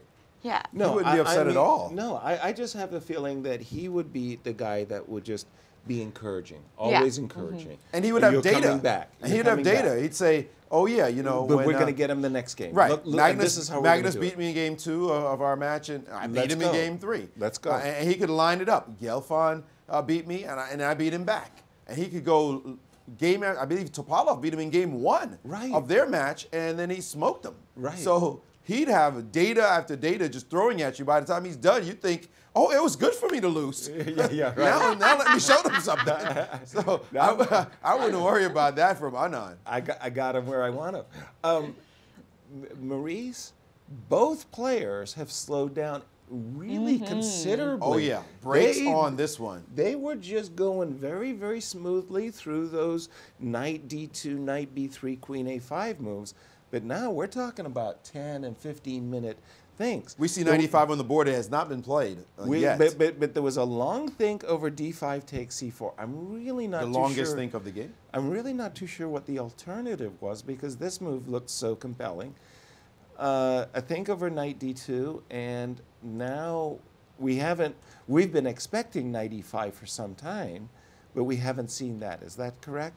We're still waiting for Fabi to play the move. Correct. Knight e5. And actually, we're looking at SESI, the Norwegian supercomputer. Yes. It's recommending, I'll bring that up on my screen, it's recommending the move h6 as a subtle nuance first.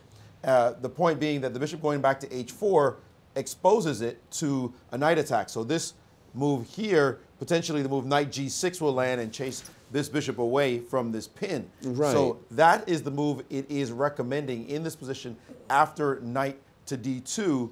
And both players, as you said, these last couple of moves seem as if they're super critical in their minds. Exactly the trend line of this game. You don't want the advantage if you're white to just slip away and black equalizes without any trouble. So you've got to look inside all those nuances as you look at every single possibility that black could do for developing those pieces. Because obviously, black wants to bring the bishop out and get the rooks in. That's going to be what he wants. That's clear. No question about it. How do you prevent that? You're going to have to waste a tempo. I say waste. Castles normally is a good move, getting your king away to safety and bringing the rook into the game. But essentially, it's a bit of a waste of a tempo because it means black gets a free move. It doesn't threaten anything, does castles. Right. So white is going to play to make sure that he gets a little something, and how can he do so with all this little bit of tension? And the main tension is this diagonal. But I just think that point about this pin not being that serious along this line is a really important feature in this position. That's probably super important in this position, because if this pin is not that serious, then all black has to do is get his pieces in the game. Although Vichy did point out, watch out for this bishop on b6. it now has been stultified by the pawn structure. Pawn on e3, there's no d4 anymore. So that could be a bit of a point for black as well to try to harmonize his pieces. Well, this was the, I mean, because the players have taken so much time, this is actually the variation that Jennifer and I actually looked at. And Jennifer's idea of h6, bishop h4 was just precisely as you said, to then play knight e5 and to bring the knight back to g6 to break this pin. We had something, Jen, wasn't it like castles, knight g6, bishop here? With the knight, I think it was in a different position, but it was like the same concept, yeah. Absolutely, no question. So just, I'm guessing h6, precision, precision. It could have been that you took on c4, is that right? Yeah, maybe you took on c4 after knight e5 and I played knight g6. You mean right back here? I took it once? No. Yeah, maybe this was it. Something like knight this, this. And then knight e5, bishop e2. And then you were breaking the pin. This exactly. Away, right? And then you were showing how when you get your rook to d1, there's still some nagging pressure for white. Right. You still fair enough. prefer white. That's what you said. Yeah, fair enough. I mean, that looks right. But the Yasser of 1 hour ago. Yeah, exactly. It's just as good. I'm improving. Just a second. Knight d2. We're expecting h6, the SESI supercomputer nuanced variation, knight e5, and let's say castles. But I like what Maurice was saying, that if this pin is not scaring you and you can just play bishop d7, bishop to c6 and bring your rooks into the game, how is white supposed to getting an advantage? That was why I wasn't 100% sure about the, About castling right away? You think it's too slow? Well, no, I wasn't 100% sure about the move h7, h6, because in one of the variations I was looking at with Vichy, we got a position like this, right? Last time my bishop was on g5. Here I can take, and at least I don't lose a tempo.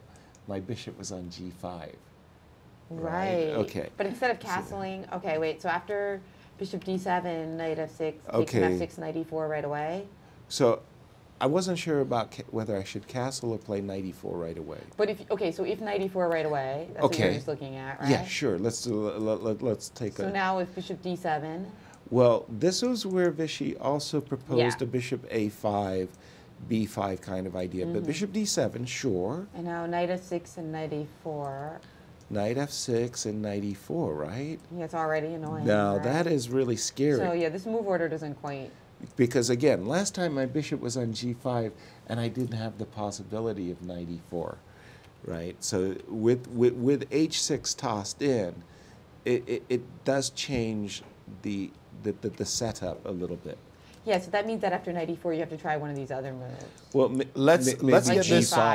Breaking news, guys. Let's just make sure we're up to date with the position. We're not up to date. h6 did not get played. h6 was not played at all. Knight e5 was played instead. Immediately, and then castles, and now we're up to date with the position. Okay, so the player, and this is where I think we were, Maurice, you and I were on our break some time ago, looking at bishop d7 as the main line. Is that still of course. Yeah, just get it. Of course, that's what you want to do. You want to get your pieces into the game, and bishop d7 is absolutely natural here. The ancients are giving basically equal position after bishop to d7. Will there be something else that Magnus does to enliven this game with that knight e4, assessing that the pin on f6 is an issue? But the bishop is coming to c6 really fast, so he'll have to deal with that. Well, but okay, hold on, Maurice, just a second. You know me, I'm a pawn grubber. I'm a pawn down. I'm not a happy camper. And when Magnus played the move knight d2, his intent was to recapture this pawn ASAP. Shouldn't he be doing that? I mean, Vichy basically suggested that the whole concept of knight c3, e4, sacrificing a pawn was not serious, and that the second player isn't worried about that. That being the case, shouldn't Magnus be winning his pawn back on c4 and trying for something in those positions? Well, It looks as though the position would be very tricky. Like play out that position Like for a knight moment takes when knight takes on c4. How would it go? Knight takes e4, bishop takes c4. Right. You would hit me with a rook c8, I presume. And this or even h6 first and force your bishop to move unless you're going to trade off. No, I'm not going to trade off. Right. So now this move. Rook c8. Yeah. And as you're looking at this position, I guess the pin on the diagonal is still there, although it can always be somewhat resolved with the move g5, but that's going to be a weakness. Okay, it's a radical solution, but it is a potential solution.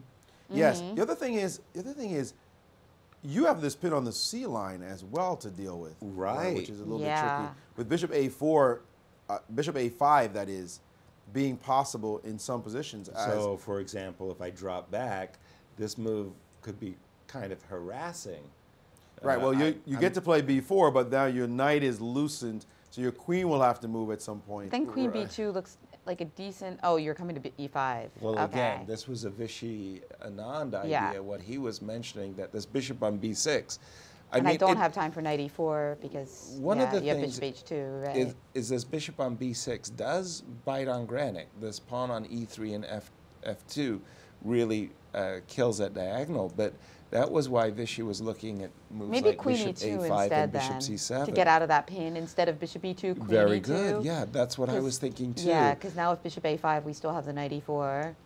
So you can't. That's no good anymore. Well, it's like still kind of weird, right? You're right. We have to look at this exactly. Like, you know, our knee-jerk reaction is that we induced a weakness, we created a weakness, but they're not weak if we can't attack them. And right? Black's got some mighty pieces here. I mean, that rook already being developed, the bishop coming to c6. Very, very useful. There's some also nice very piece play useful. here. Right. It's not convinced. I'm not convinced that Magnus has something special in the tank. And it looks like we do have to move bishop d7, and we're going to take a quick break as we see how this queen middle game. We don't have an end game this time, Yaz, and it's rich. And we'll be right back with more analysis. Absolutely.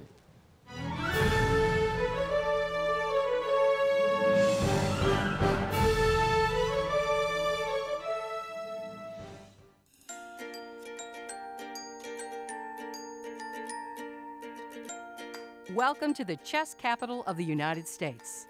The St. Louis Chess Campus, in the heart of the vibrant Central West End, has established itself as a premier global destination for chess and is comprised of two unique nonprofit institutions. The Chess Club and Scholastic Center of St. Louis is recognized as the top chess facility in the world and plays host to all major tournaments, including the U.S. Chess Championships and the Sinkfield Cup, one of the strongest chess tournaments globally.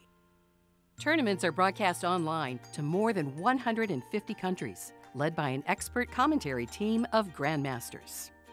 The Chess Club is an educational organization committed to promoting the game of chess, with a specific focus on bringing the benefits of chess to children throughout the St. Louis area.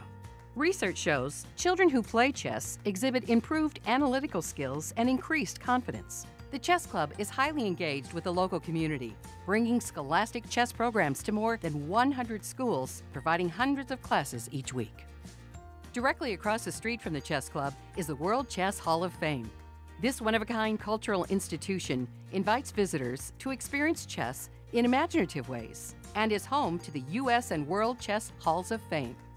Cutting-edge exhibitions feature rare, historic chess artifacts paired with world-class art. Innovative programming explores the intersection of chess, art, and culture.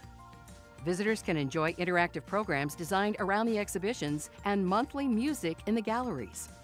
The World Chess Hall of Fame is nothing you expect and everything you love. 3 different galleries and a premier gift shop highlight the culture, history, and creativity behind the game. Come visit, play chess, leave enriched. To learn more about the St. Louis Chess Campus, visit stlchesscampus.org.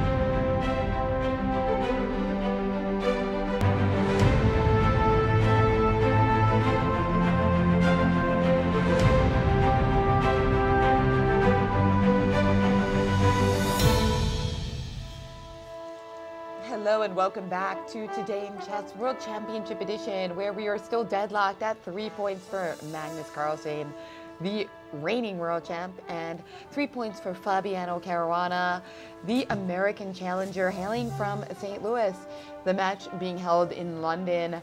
We have round 7 underway. I think the first game so far in the match that we've been into the 2-hour mark with Queen still on the board. Yay. So hello, ladies. The Women's World Championship is not being held today. It's the only rest day. But there are finally women sticking around on the board a little longer. We have a much richer middle game than we've been treated to so far in the match. And although endgames haven't left us complaining. No. Just to say. No, they've been quite exciting. But this position is really neutralized. No, seriously. Even though there's queen still on the board, all those crazy variations with h6 and g5 are out the window. Right. There's no more pin against this knight on f6 and the queen on e7. In other words, this bishop on g3 has been chased away from the diagonal. So you're saying no pin, no win? No pin, no win. No pain, no gain. And these two bishops, again, the c7 and c6 bishops are really fine. The chopping block is on the d file. And chopping has commenced, by the way. Has it really? As there's been, I believe there's been knight d5. No, sorry. Rook takes d1 and rook takes d1 have occurred, and then rook d8. Okay, so we just had rook d8, and then there was a move for white.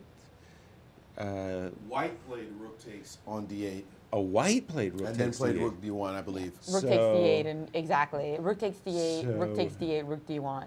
So there's been a trade of rooks already on the chopping block, another one in sight, and talk about dead. Or knight even. d5 to trade off some of the minors, or knight d. Yeah, I just see a lot. Or preserve a pair of rooks. I see a lot of chopping in the near future as pieces are going to be hoovered off the board.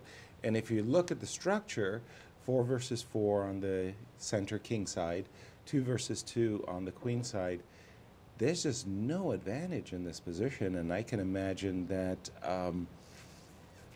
black once again has completely neutralized white's opening advantage. There's no vestige whatsoever of an opening advantage that I can see. So equal. Maurice, how equal do you want it? The word that jumped in my mind was the word imbalance. Imbalance in chess is needed in order to create some kind of options, possibilities, and tension. I looked up the word. I wanted the exact definition. I went to the Google Dictionary to find this word imbalance, and I get the definition: lack of proportion or relation between corresponding things. In chess, more of a lack of relation between corresponding things, those corresponding things being the chess pieces that we each have on the board. I don't have a bishop and you have a knight. No, we have 2 bishops, 2 knights, 2 rooks. We start with that, but until you create an imbalance, usually you have nothing, whether it's pawn structure, whether it's difference in minor pieces, bishop versus knight. It could be a difference of queen versus 2 rooks. It could be that I have a weak pawn, but you have an exposed king. Some kind of imbalance is needed in order to talk about them being tension in position. And the example they give here, a way to use imbalance: tension is generated by the imbalance of power. Tension is generated by the imbalance of power. The word tension is the key. Going back to this position, where is the tension? Where am I worried? I don't feel tense. I don't feel danger if I'm black. I don't feel that way either as white. We have total symmetry. Pawns are symmetrical. Pieces, knights look fine. Bishops are on good diagonals. Rooks on the open file. Where's the tension? Where's the imbalance? It does not exist in this position. This one is 000 equal for sure. What will happen in the next 13 moves or so? Well, we're at 10 more moves. I'm sure if this was a regular casual game with no rules associated with it, you would be you'd be looking at a draw. The players would say, this is nothing. I'm not going to beat you here. But they have to make the next 10 moves, and we've seen sometimes you can make some moves and some float a little bit and something bad happens. But this one, no imbalances, absolutely equal position. All right. Well, Jennifer, if we follow up with what Maurice says is true, that would mean our 7th consecutive draw. Now, you and I were last night at a gala where we were talking about this, and you'd asked me, well, what's the possibility of 12 consecutive draws? And I said, no, mathematically, I don't see that happening. I think there's going to be a decisive game or two. Well, sure, there's more likely that there will be a decisive game. Precisely. But with every passing draw, starting the match. I keep saying that, right? I mean, starting the match, it's obviously very unlikely. But now that we're in round 7, if this game does indeed be a draw, don't forget we almost tried to call it yesterday. Exactly. Very early that it was probably going to be a draw, and there was hours of richness ahead of us. But as Maurice says, this one is less imbalanced. That said, the way you do it is you give yourself an odd of each game being a draw, and then you just keep multiplying that by itself. Yeah. So. And then pretty certain you get to a near certainty of a decisive game by the 11th or 12th game. No, I don't think so. It depends what number you use. If you use something like 0.8. You just have 0.8 times 0.8, that's 6.4. Right. Another one is 0.5, we're already at 3. And then I said we're at 3, right? At 0.5. And then we're going to be at we're going to be at like 25 to 30%. But 0.8, some people might say, some people might say 80% is like a really high draw rate, that it's actually more like 70%, and we're just biased because of the direction of the match so far. Yeah. So that's the question, what number do you use there? That actually changes things like more than you might expect. If you swap a 7 for the 8, you're going to be looking at way lower odds. Given how well Black's been doing, you might be at a 9. I mean, you might think it's even more likely that they're going to draw than not, as nothing has happened against the Black pieces so far. And without any tension for Black, without any real difficulties, Black has been on cruise control pretty much this whole match. And everybody's stunned by it. But as Anand made that great point, I love the point he made, where he said that White has to prepare, what did he call it, information disadvantage or information advantage. White doesn't know what Black's going to play, and White doesn't know which sub-variations Black's going to play. So you got to search and search and search, find out what's going on. You take a while to get there. We saw 7 straight draws to begin the match last time, Karyakin versus Carlsen. 7 straight draws before Magnus lost in Game 8.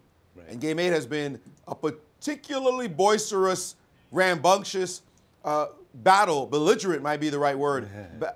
Round 8 of all the 12 game World Championships, of which there have been 7. Round 8 has seen 4 decisive games. 4. That's the most you'll see. And as you go back into World Championship matches, oddly, Game 8 has been particularly belligerent in its result, in its game, and also in its result. Decisive games. I don't know what the deal with the number 8, but you'll see that is the case if you look at all the World Championships, and I'm going all the way back to Stein and Zukertort. So this one looking like a tepid draw, still a lot to go, but potentially Game 8 tomorrow could be decisive. Now, the record, though, has been 8 straight games to begin a World Championship match. That happened in 1995 when Anand and Kasparov played their match in New York City, in fact, in the World Trade Center. But Anand won Game 9, only get punched in the face in Game 10, draw in 11, lose 12, and then the dominoes fell as Kasparov just kept winning game after game and ran away with the match. That dragon really turned it around, but it was that Game 10, epic Game 10 in the Real Lopez that we all remember, the amazing amazing preparation that Kasparov did in that game. And he said he was so excited about playing his new preparation that he ignored Game 9. He said Game 9, he's like, he can't even think about it because he couldn't wait to have White again. And then he got mauled in Game 9. But when he got White, that was the famous door-banging game where Anand said Kasparov would make a move, get up, walk out of the playing area, and would swing the door shut. I don't think Gary did it on purpose, but it would make a banging sound, and then Gary would come back in and instantly make a move every single time. Poor Anand was there looking at this big preparation, and Gary would make a move, walk out, and boom, the door would bang again as if to say, I'm banging your head against the wall right now, and he just crushed him. So Game 10, you want to look at that match, spectacular game. But so that means you can see a lot of draws to begin a match, folks. It's not that infrequent that it happens. That was the Open Spanish. Okay, you're my top math agent here, Jennifer. What's your prediction? Are we going to see 12 draws in a row, yes or no? I think it's definitely less likely. I think it's more likely, as Vichy says, that there will be one decisive games. But with every passing draw, it's more and more likely. Duh. Sorry to state the obvious. Oh, yeah. But last night I was saying something like 20 to 25%. If this game is a draw, it goes up to like 30%, 30%, and then so on and so on. Right. And it keeps going up as we approach. Each game gets strong. Exactly. Yeah. And especially, I think the last couple rounds, I might actually see an even bigger spike if Magnus, like he did against Karyakin, feels thus inclined. Well, here's my shtick too with that is that with each progressive draw, the tension gets ramped up, and the risk factor becomes so great that neither player wants to take too big a risk and disturb the equilibrium. Got to eventually. That's the thing. Well, it may happen only if we get to a rapid. In the meantime, we did have a second trade of rooks. After rook d1, we have seen the move rook takes d8 by Fabi. Queen takes d1. Okay, so a lot of material, 10 points worth of material just left the board. The chopping block on the d file has done its bit. And now we see this move that you had mentioned, Jennifer, knight f6 to d5 by Fabi, engaging or simply offering a further trade of knights with this move, knight d5. And the cleaning ladies at work just hoovering the pieces off the board, Maurice. Yeah, they hired her. Yeah, she's come on stage. Hey, men clean too. We do, as we can see. Yeah. Well, whoever's doing the cleaning, they're good. This actually doesn't feel like a human cleaning. It feels like, they hired one of those GoBots or things on the floor that's just been doing work. It's like, damn, this house looks clean. This house is really The whole clean. place looks crystal clean because there ain't no kind of danger or dirt in this position at all. I mean, this one you'd feel like you could draw anybody anytime, even an engine you wouldn't be scared of if you had either color in this position. Remember Grishuk said that he would lose with either color last game. He would lose with either color against a supercomputer. I wonder what his opinion is of this one. This one is just so dead. I have been spying on Grishuk, the Grishuk quotes from Chess24. Apparently he They're said precious. he liked this game better because it was either going to get really exciting, a What few we moves ago with the predicted, G5 like it could've stuff, blown up, or it was just going to be a draw. Yeah, Whereas it's he said, 2 days ago was like reading a book and getting to the interesting part on page 1300 out of 2000. Where does he come up with that stuff? I don't know. 1,300 out of 2. I don't want to read the book in his library, but continue with your thought there, Maurice. Where do we see this one heading? Well, Snoozeville for sure. Snoozeville. Snoozeville. I mean, even if someone were to be able to pull this one off, I will tell you the other guy might commit suicide. I mean, it's like, how did I lose this position? No way in the world you should lose this. I would say 99 out of 100, 999 out of 1,000 yet? I mean, come on. What's here? Come on, dude. Queen d4, by the way, was played. Right, but you're absolutely right. But think about that game 6. It was an exchange French, for crying out loud. That was like as drawn could be. Exchange French formation. Because it started then off with came Petrov. c6, c5, which, Fabi was trying to mix it up. But you would never have thought in a million years that either player was going to get anything decisive, and it nearly happened. But that said, Yaz, This that is again, boring, yeah. You got a little pawn energy in that game. There C5 was that C5 did move. ramp up the energy. The one That's big right. pawn break for Black that we thought was inferior structurally, but dynamically was really good for Black. And Black showed that when Magnus made a couple of tepid moves, Bishop C2, he criticized himself, said he just thought he could just relax and do nothing, and then found out that Black actually had quite a bit of play there. So that was because you had a nice pawn break. Right. Show me the pawn break. Show it to me, please. I want a little energy to play for. You push the E pawn down the board, it doesn't break with anybody. You could try to throw the H pawn, that's not going to do anything. No. B5 to play B4. I mean, no. Where's the pawn break? And if you don't have a pawn break, then show me the bad pieces that one side has. Show me just one bad piece. Something you say, this knight is terrible. Okay, right now we might argue this knight is bad. But the bishop on c6 is probably the best piece of the game. Bishop so c6 that kind of balances it out. No, but see, I was actually being facetious. Yeah. This knight is perfectly fine, Yeah. and he can always dance back into the game. It has a future in the game somewhere. So that knight is not going to be something you play against. I mean, will Magnus go for something like h4 at some point to chase the knight himself? Not plausible now. No, think so. No can do. No. He'd have to trade here first, then have to play g3, then he'd have to play for this idea. Yeah, he could. By the way, if he pushes this and pushes g3, guess who wakes up? That bishop on c6 is also laying in wait. Let's do that, Maggie. Yeah, I like that idea. The guy wants to win games, but he ain't stupid. This one here, he's very aware. There's only one way you lose this game. Well, okay, let me say that. Chess is a game you can lose many ways. Sure. Black would have to start doing some crazy things. You'd have to little weaknesses here and there, get you excited, make you play. And White would have to also, and it's not just a little crazy, it'll be a lot. And I think you'd have to induce it out of him.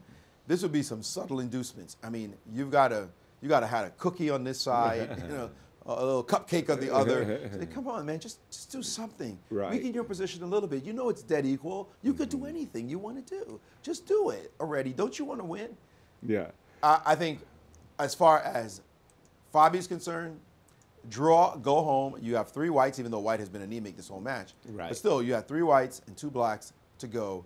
Draw is exactly what the doctor ordered. And I can tell you his seconds will be thinking, yeah, boy, ooh, that was nice. That preparation worked out perfectly. Yeah. And that means also, I mean, what do you think about this, guys? Magnus's preparation has meant nothing with the white pieces. No. He can't look forward to having white those 2 games. Is he looking forward? I'm going to make that statement. That question to you. Is he looking forward to his next 2 whites, given how anemic White has been for him this whole match? Well, if the question is, would he rather have white than black? I'm going to go with yes. Right. So even though, I mean, it's obviously really? Yeah. Given how many good positions he's had with black? We're looking at the entire history of chess as opposed to 7 games. No, we're not. No. I'm sorry. The entire history of their career. The history of chess is irrelevant for this match right now. But I mean, no, I don't think you can. I don't think you can throw away the advantage that White had. That's like saying you showed up to an interview late, you killed it. You got the job. Right. Therefore, it was good to come show up late. No, it's not. No. If your sample size is 1 interview. Yeah. Okay? We got 7 games to show us from this match. To use history, we've used history quite a bit, and we're always going to use history, and we're inclined that way. But this match has shown something, and I'm not going to just go on the side of history if this match is telling me something else. So whether or not he prefers to have white, well, we would have answered that question yes, no matter what, almost, right? Sure. No matter what. So let's recognize our own bias. But in this match, it has been shown that White is not doing anything because Black's defenses have been so good. Does it make sense to really give White all that credence and that credibility of having the advantage, as this match has not shown that at all? Definitely less, but I still think that Magnus and Caruana's teams would like their player to have black. White. Yeah, they're not taking that deal. No, they're not. But Vichy did use a very intriguing word to describe White's play in this match, and he said barren. That is to say, White has not been coming up with ideas to put pressure on his opponent. And this game is typical. Why? Because in those critical challenges after the move bishop b6, out of fear of preparation or whatever, Magnus is not castling, is not playing the move rook d1, is not playing the move bishop g5. He's playing the tepid choice bishop e2. And this constant hesitant play has frittered away any advantages that White has had, and we're seeing it again in this game. A barren outlook for White, and I'm intrigued to see if anybody can make anything with White in the remaining games. Small imbalance. We got an imbalance? Really where? Big news. Big news. Breaking news. Small imbalance on the board. Bishop takes g3. Wow. On the board, h3. Double pawns. Look at that. Double pawns, and also weakness. Potential, but at least it's an imbalance. The pawn structure on the king's side is no longer symmetrical, so that is something super slight. Who does it favor in this position White could say, that's not a real weakness, stop it. And your knight is Don't now be ridiculous. more Well, more there's inept no more H4, H5 ideas, folks.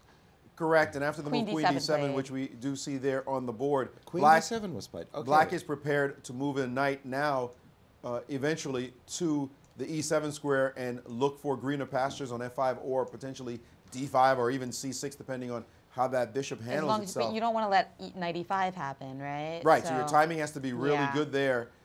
But he'll play a move even there. It might be necessary for White, for Black to play a move like F6 eventually, to play F6 so that he can keep a knight out of the square E5 and then start the path of his knight back into the middle. Here's an intriguing question.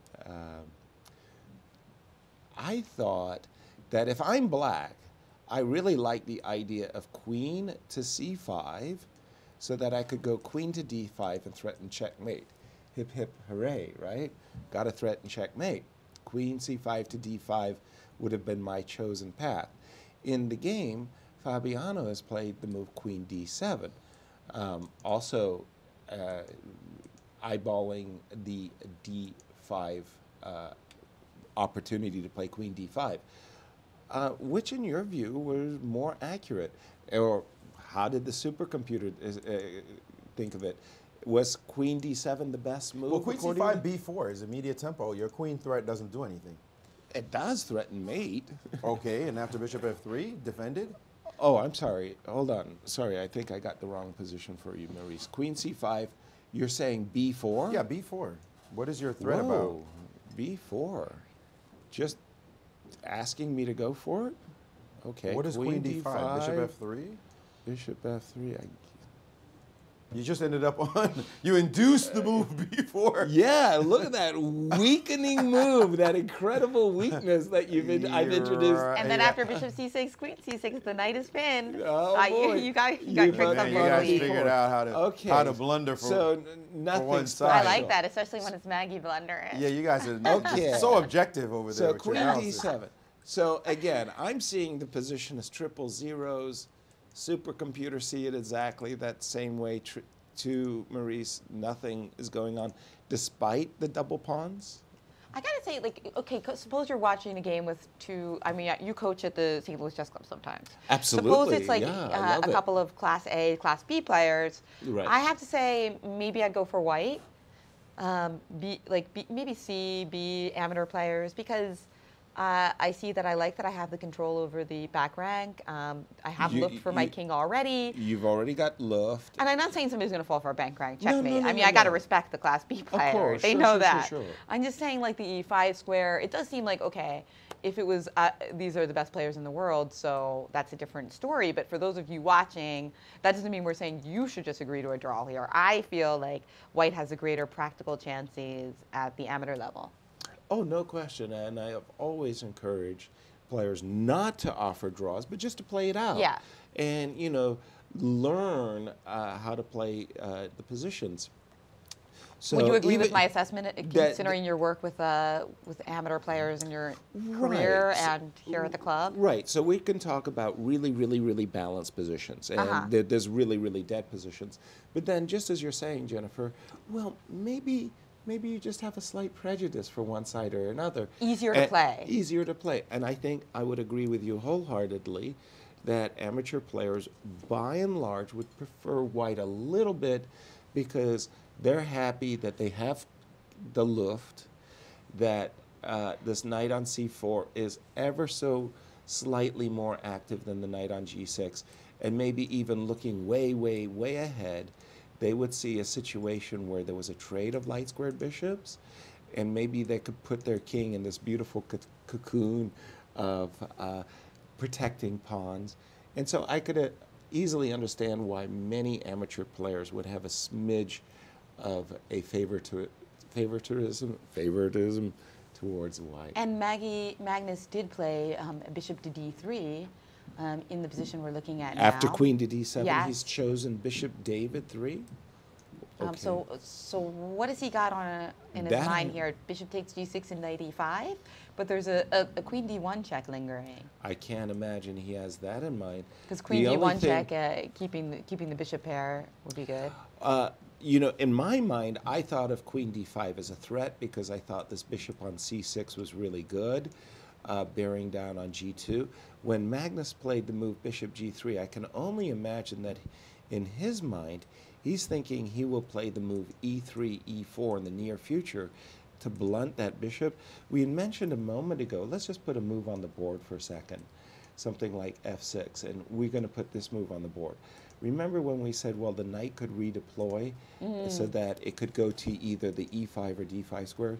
So I can imagine Magnus wants to put his bishop on d3 to blunt the effectiveness of this bishop and maybe to make the move knight g6, e7 less of a move. It's not changing the overall balance, in my opinion. I think that by the this way, is there are still some just concrete draw lines in certain situations where, for instance, in that line that I was looking at with bishop g6, pawn g6, and knight e5. Okay, so sure, I need a move. So, okay, so like I'll make a move. And what were you saying about bishop g6? I'm just saying that after bishop g6, pawn g6, knight e5. Yes. In some of these types of variations, don't forget there's always just a simple queen d1 check. You know, and then torpedoing over to h5. And so we've got a draw by perpetual check. Yeah. On coming up. If you don't feel like playing something else. Right. So just between d1 and h5, a very famous pattern of perpetual check. And that could come up in other variations as well. The same queen d1, h5, perpetual check. Like funny enough, like suppose black just plays bishop e4 here. Bishop e4? Yeah, boy, I get away with it like that? Oh, my. How funny is that? So I could just sacrifice a piece and make... That's funny. That shows you the pattern. That pattern Hey, is that so a good strong. move, though? It might be a very good move. Like, I mean, if we're just trying to make the draw, right? Right. Or, you know, cement the draw. By the way, Jennifer, but we have a phone call. I'm a little worried about my back rank, though. Maybe this. I better make sure I have this right. Well, you got knight f8 as a cover. Okay, that's true. Yeah. I can't get mated with a knight on g6. Exactly. Welcome to the show. We have a phone call. Yes, hi. This is Frank from Manahawkin. Hi, Frank. I have a question. As far as opening preparation goes, do you feel it's more important to play the most objectively good move, or should you play a move that's going to cause your opponent more problems, even though it might be slightly dubious? Frank, the question really has multiple answers, and it really depends upon your playing strength. I really want to put it like that. So when I was an amateur player, I loved to play risky, super risky gambit plays, like the Wings Gambit that we saw earlier in this match, that b4 kind of move. So against amateur players, I really liked mixing it up, and especially if I felt my opponent gets nervous when his king is being attacked. Now, however, when you move up the ranks towards masters and international masters, these guys' defensive skills are so good, they're not going to be intimidated just because you got a check or even two checks in a row. They're going to work things out. So it really depends upon the skill level set that we're discussing. I like risky gambiting play at the amateur levels, but at the highest level, you're not going to see that kind of play take place here. Absolutely not. But just breaking news on the move now. Got played after bishop to d3. Fabi did play b6. b6. b6 in this position. Seemed like it's not entirely necessary, but the only thing in this position that's not defended is that a pawn.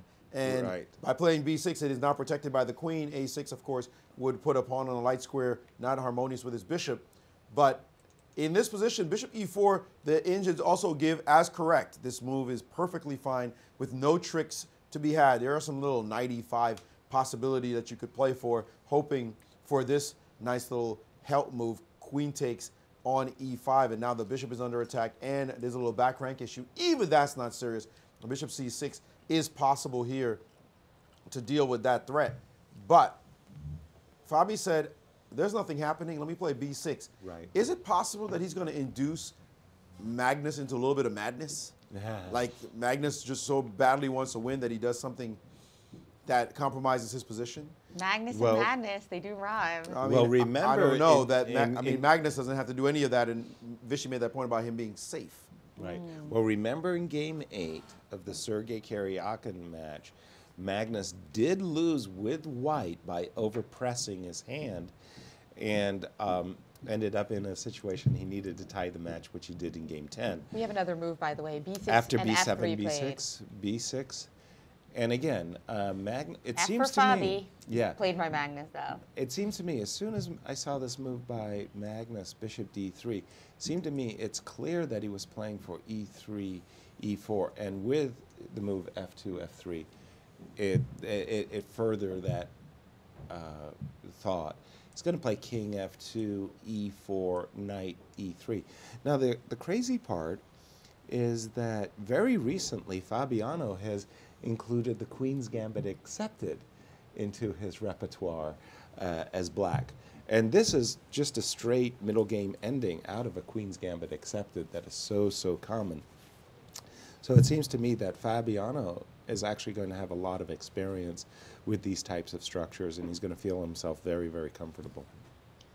Right, like I was mentioning earlier about how for an amateur player this might be a little awkward for black just because of the smidgen of extra pressure we have on like the dark squares and the fact that the knight on G6 still has to figure out how to get back into the game. Right away, knight E7 loses to knight E5, right? Right, okay, so we're not going to allow that as a tempo. It's thin, but it's the kind of thing that you need to figure out what to do against. And we're told is when we start to play chess, don't move your F pawn. If Ben Feingold is listening, he of course loves to say just tape it down, glue it down to the board, right? And yet it's the best move right now. F7, of course, so you got to move. You got to know when to make exceptions, right?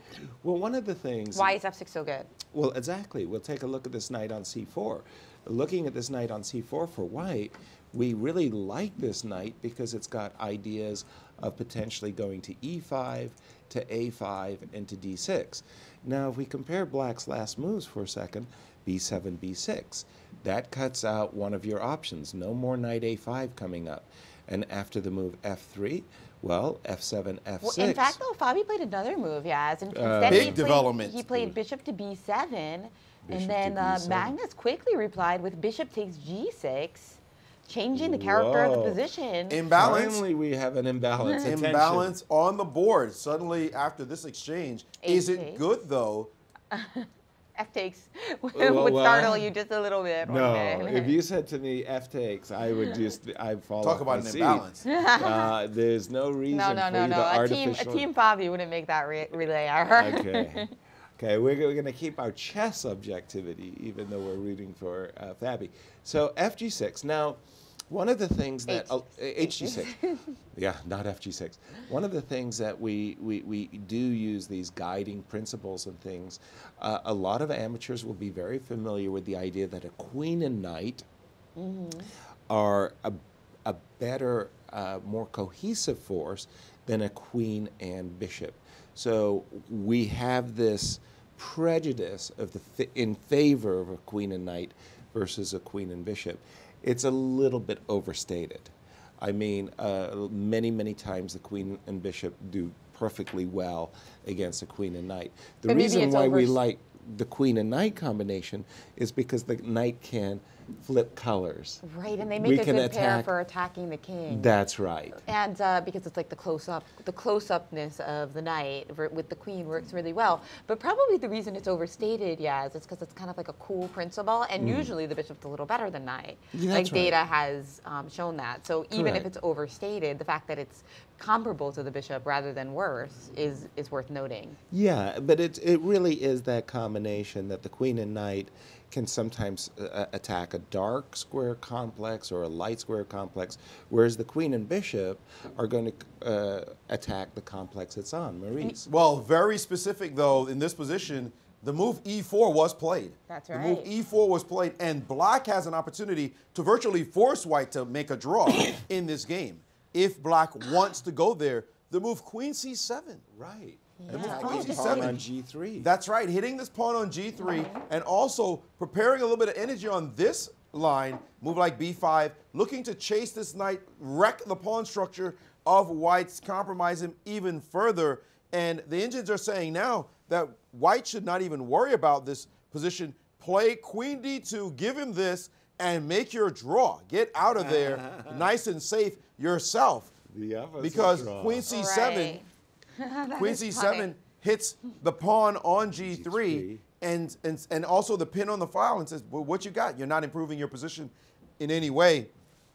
A move like knight E5 in order to keep queens on, in order to keep knights on and keep the fight going, does compromise this pawn formation for this piece. So playing like this would be hyper risky for white, and that bishop would start feeling a little bit more comfortable. Although the bishop doesn't quite attack these things yet, it would have to get this king to get into the position, which is not that easy given that you cannot play F6 at the moment because of your G-pawn. You got to play G5, F6. Right, you'd have to get this move in and then get your move in, then bring your king and see what happens the rest. Meantime, white will be bringing his king into the game as well. How do you like that position? That seems complicated, actually. I'm curious. This position here, is there any fear at all for white of getting in any danger because his pawn structure is worse, but his king does get into the game really fast and he controls all the dark squares? Well, play move for move, if you will, though. King F2, King F8. Do you want to play F6 now? Or F6 if you like, sure. And now I need to go back. Okay. I want to find a square for my knight, though, before I do anything. So the point is... I could go to D6. What about here? What about here? Your king is not going to rest comfortably on D4. On D4, that's true. Bishop A6. Bishop A6. D6 doesn't look that appetizing now. Less so, yeah. Yes, although I may be able to plant it on this square with F4 and E5. The problem, but it doesn't look advantageous, with and then this pawn is G2, potentially weak. Yep. The bishop F1, gets you from behind might be annoying. Yeah, it's a little too ambitious. Well, Fabi's sitting on this position back on, and he can force matters. You're saying with Queen C7. Let me just pull this up here. This is Queen C7 is very concrete. Queen C7. Absolutely. That's asking a big question, and I think that if you see this move, Queen C7, Queen D2, white's not going to lose this position. No. But can white play for anything? Looks like the answer is no. Another way to play, though, is like this. Queen D4 takes. Right. And then, wait, this is perpet. Oh, so let's guard this square, force you to move. And then what about this line? Right. Now if you check, I can just go here, and you don't have this check. No, and covered. The pawn is hanging with little mate threats. But F6 perhaps? F6 initiates this threat. Yeah. Threatening the perpet. You can win the bishop on B7, but that will be a draw. F6 shuts it down. So, okay, well, draw. I was surprised by bishop G6. Practically speaking, would either of you have captured that knight on G6? I mean, it's worth thinking about only if you can ensconce your knight on an advanced square. Like D6. If I get my knight on D6, I'll do it. Right. I know it's going to sit there. The only thing is I would need a pawn guarding it because my queen wants to roam. He doesn't want to be the one guarding this knight. Just because it gets on D6 doesn't mean anything. Right. But if I could get, let's say, what was the position? He played Well, E4. the bishop was on D3. Like if you made some move, what do you need to do? You make this move. Yeah. Perfect. And you give me this move. Yeah. And you play this move. And I play that move. Right. And I know I get this position. Yeah. Then, I'll do it. Definitely trade. Let's go for it. Yeah. Definitely would trade. So that would mean I'd have to have the pawn on E5 before I traded and then play knight in, right? So yeah. So but the bottom line is you would not have given up the bishop unless you could have had a definitive way of establishing your knight on an advanced outpost. So, for example, if E4 here and you make a waiting, no, not this I would have played F6, by the way. Right, of course you would. But let's say you make a move like this and I do this, and waste a little waste of time. Now this capture appeals because you can assure the knight on this square. That's right. And now, I mean, it's not winning. Right. Wait. Actually, this might be winning already. Ruh-roh, yeah, something like this, and here goes a pawn off the board, showing the flexibility of the knight. So already we're doing something. I feel like it's still it's still probably a draw. Right. But this is where I would do it, where I knew my knight had a future. Right. But if the knight has no specific future, like As how in he the played game. in the game, bishop takes g6, hg6, and e4 looking for the next two moves, and now queen c7 is indeed on the board. Queen c7 was played, and that formation that he's after with e5 and then knight d6 looks virtually impossible right now. I mean, e5 in this position already is begging a lot of questions. A move like queen c5 check. What do you do now? King, okay, let's go here for the moment. And any bishop move, bishop a6, knight d6, back to, is this back to that end game you talked about, Yaz? And we're back in this country. Precise one, yeah. Yeah. Although somehow the knight on d6 got established. Right, but what's it going to do? Yeah, I'm not sure. I don't think black is unhappy thanks to the split queenside pawns. Yeah. Exactly. So here we go. Queen c7. I thought I saw it flash before. Yeah, it is on the board. Let's see another source. Yes, queen c7 is indeed on the board. And Magnus looks like he could make a draw with queen d2. He'll have to evaluate the position. I think his only try is e5. Only real try. That's my opinion. Only thing to do now is e5 and say, I might have something in that position. What else do you see he could possibly do here? No, e5 is definitely, when he played bishop takes g6, this is what he was going for. An idea where he would get an advanced outpost for his knight, such as the d6 square. This is, but is he risking? I'm not 100% sure. Knight versus bishop with pawns on both flanks. Usually that's supposed to favor the bishop, and it does. He's played it. E5 is on the board. He has not played the move queen d2. He does not see himself as being any worse. Yes, and that's where we're looking at it, because it definitely is quite feasible for black to go for this bishop a6 line and allow the fractured pawn structure. But is that really good for white, or is that really good for black? Optically to us, it looks like you're compromising your structure from what was an even balanced, completely balanced structure. We already now have the imbalance number 1, bishop versus knight, and potentially imbalance number 2, pawn structure on the queen side. This position, again, the engines are saying, well, we can look at it and say this looks fairly even. The engines are saying definitely even. Black cannot undermine the knight with f6 because of the move f4, and you cannot attack any of the dark square buttons. Right. Yeah, white can't get his king through in any way. There's no breakthrough for the king. No. You mean black can't? Well, both. But white was what I was saying. Black could theoretically. But doesn't black? Well, yeah, theoretically, but king d7, c6, king d5. I mean. Oh, you mean play for f6? So let's white just play king a few moves for a second, if we don't mind. So we get something like this. Yeah. Right. The king would go up. The king would go over. So on a very good day, I mean, I realize that I have 98 as a drawback. Yeah, I think that's the problem. That's a big problem. So I just stick my king on d. Well, be careful, because he does have bishop f1. f1. You'd have to fix the entire side. I mean, to remind white that g2 is weak, we already know g7 is weak.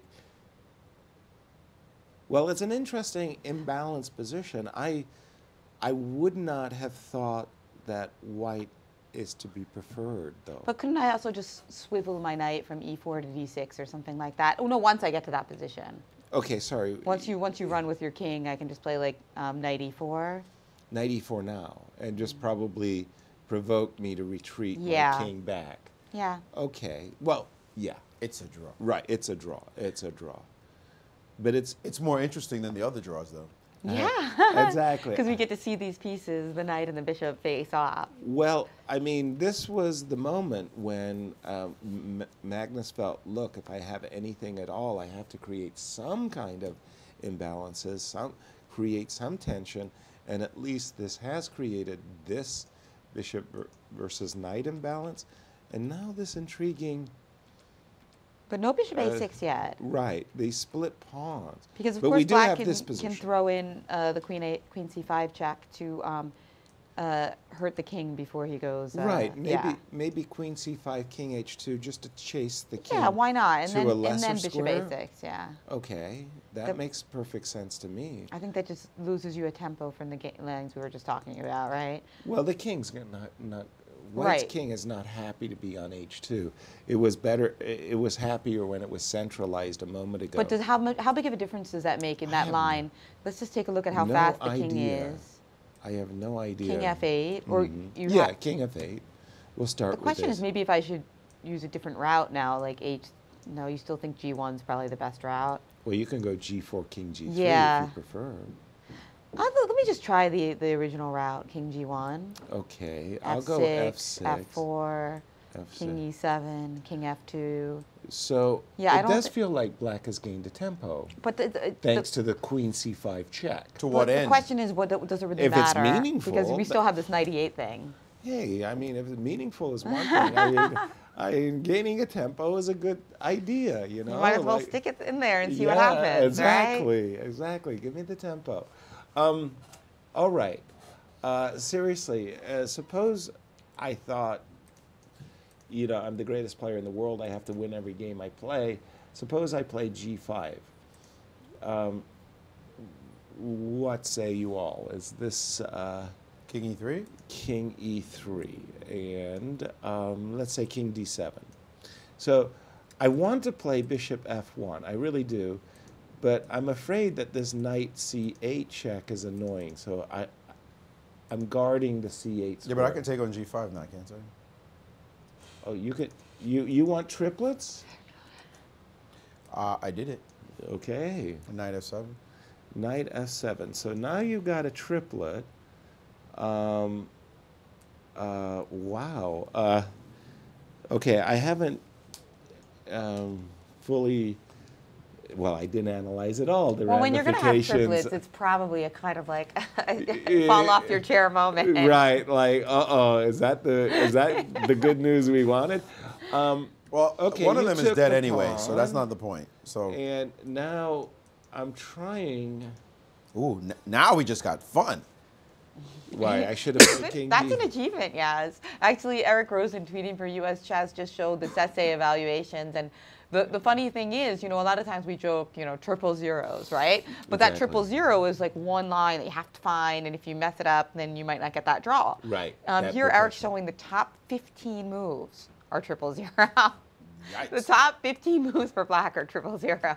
That goes to show how really, really, really balanced Bishop the game A6, is. Bishop A8, Bishop C6, King F6, King H7, King H8. Are all triple zero moves. Yeah. F6, G5, Queen Wow. E8, Queen E7, Queen C5 check. Oh wait, the Queen C5 is the only one that didn't make it. Oh, this was last move. Okay. Yeah. So that's really This was last move instead of Queen C7. Yeah, that goes to show how extraordinarily even this game is. Yeah, but we were still fighting. But you found one. You found one that was like a little juicy. You found. Well, that's our job, you know. Like we got to create chaos. Why'd you give up on that position? Chaos to be created. Why'd you give up on the position we were looking at? Oh, I don't know. I thought that you would want to take the moves back. What? I thought you were ready to. You? I'm trying to beat you. I thought you were ready to admit that you stood badly. What? Dude, you're not ready to. I was trying to find my winning plan when you gave up. I was trying to beat you. I was trying to be sportive on your behalf, and we got some position like this. The king went back to G1, here, here, and I went king G5. here. No, you played G5 first. Oh, I beg your pardon, I did. And then you went king E3, then I went king D7, and then you accepted the triplets, which I thought was dubious, but you won a pawn. I went here, you took the pawn. Now here I went king B5, and you said, then you got yourself all excited, and I said, all right, king D5. All right, king F4. King F4, and let me get my bishop finally downstairs. So downstairs. I want to play B5, and I'll win my pawn back one day, but it may take me a while to win my pawn back. You ain't never seen that pawn. Knight I have several juicy tries, but hold on. I need to Right. get to that square. That, you do that, I do that. Oh, G6, just for fun. G7, G6, just for fun. Okay, looks good. Queen C5 check has been played. Queen C5 check. Okay, Yes, so all they're right. going to follow this exact analysis. We're going to see this position Yes. in 12 moves. But anyway, so you took, right? I did. Okay, now I'm putting knight G4. Knight G4. Okay, so this one I can sense there's a fork coming up in the position. King And H2 also played. King H2, so they are following our analysis. Of course they are. Right. Now. But dude, I've got a pass pawn and you don't. You know, Yasser, I'm going to win that pawn of yours in a second. You already won one of the e-pawns. You can't get them both. I mean, one e-pawn per game. That's the new rule, guys, okay? You can only sacrifice your e-pawn. Oh, I want to play knight F6 right now, but your E5 move makes me look stupid. Knight F6. Oh, I'll fall for it. I won't play E5. Ever? Well, you not promise? ever. You wait even one more move and play Bishop D5. I'll be one more before I play D5. Okay, No. so I can't get away with that one. But it was a nice try. A nice try. Okay, so this trick I was looking for doesn't work. Let's back up a couple of moves, and I won't give you this pawn yet. So I'm going to play, what'd you do? Oh, I played King D5, King F4, Bishop F1, Knight G4. Let's play more recently. Knight G4. Mm-hmm. In the same business, right? Yeah, Correct. I still got to go back. Right. Here, at least you could maybe keep your extra pawn. Of Knight course I E3. can. And your king is kept out of the game, Yeah. pretty well. Then I'm going back to that little tricky idea, by the way, but I just want you to stay back. And I was just curious, way back here, the move I was inclined to play, I didn't. You scared me out of it. You bluffed me out of it. It was a bluff. It was a bluff. But it's a dynamic bluff at least. So let's go with G6. G6. Wait, should I just go for the pawn directly and maybe get some other options as well? How do you go for the pawn directly, Maurice? Knight D7. Oh, Knight D7, Knight here. Well, okay. What would you like, please? I'm gonna play Knight D7. Alrighty, fair enough. And I was going directly for this pawn, obviously. So you're telling me even if I win your pawn, it doesn't matter. I was gonna play Knight F6. Knight F6. I was going to take the pawn, yeah. And then Knight H5. Or Knight H5. Or Knight E8. Knight E8. Okay, so these are the positions where, as a kid, I was always taught that the bishop was superior because it could cover the promoting square, right? So you're going to go to C4. So something like this, this, this, and I don't know, this, and then this, right? So I've got a pass pawn, you've got a pass pawn, but my bishop, when I go E5, covers the pawn. Yeah, you might have made me blunder there though. I probably did. Because I could play after I took the pawn. Okay, we were back here. You did what? I went here, you went here, I went here. I could play Knight E8. Knight E8. Ooh. So, okay. Knight D6. Oh, no, you're right, because you get your bishop to E6. Oh, I got my bishop. Well, this is the power of the bishop over the knight. It can cover from afar a promoting pawn. I think this variation is going to happen. Team Fabi. Team Fabi. Okay. Okay, the current position. Sorry, I'm just going to go back. The current position after Queen C7, we had Queen C5 check. King after H2. E5, we had Queen C5 check, King H2, and now Fabi. Fabi thinking because about, he does have biship. How many choices did you say? 15? To be fair, that was a couple moves ago when he played the move Queen C7 hitting G3. Yeah. There were 15 Sensei thought that different- the top 15 choices were 0, 0, 0. Oh my word! So even a move like F6 That was- would be a 15. Yeah, one of the F6 was one of 15. them. F6 was one of them. King moves are one of them. Like lots of queen moves, lots of bishop moves. Right. Yeah. I even heard Probably you anything mention but like bishop A5 or A8, something. which Bishop A6 was played, by the way. Well, it's the most human move, but even when Sese mentioned that Bishop A8 was a 0-0, I would not have thought of Bishop A8. Well, yeah, of course you're not going to play it. That's a different story. That just didn't come into my consciousness. Question. Yes. Move 30. It is 30. It's move 30, yeah. Does black 31. Does black offer a draw after Bishop A6? Knight D6 played, so I guess not. All right. So if he didn't offer a draw, forget it. Or if he did or didn't, it doesn't matter because the knight is now on D6 and the game continues. Well, it seems to me like both players were anxious to embrace this position. Obviously, when Magnus played the move Bishop takes G6, he had saw a variation like the game continuation. This is what we were talking about, that knight being assured of the D6 square. Right. But with queens on, queens off with the bad pawn structure, you know what though? If again, as white, we made some moves. I was trying to beat you in that position. Sure. But white doesn't have any losing chances here. Not real ones. Not with the knight on D6. Because losing chances? He doesn't have losing chances? chances? You found a loss for Maggie? Only when white tries. I wasn't even working hard. Only when white tries. Yeah. If white doesn't try, white doesn't lose. Oh, I see what you're saying. If white doesn't try, white just sits there, how do you make any progress in this position? As black, I think that's the critical question because because he can trade off things as they arise. Right. And what are you going to prove? What is your winning plan procedure if white doesn't go crazy and play some nutty things on this side? Understood. Well, the only thing I had was that king walking to A4. Okay, by the way, we do have a queen trades. We do have queen trades. That's natural. Queen takes C3, B takes C3. I'm expecting king F8.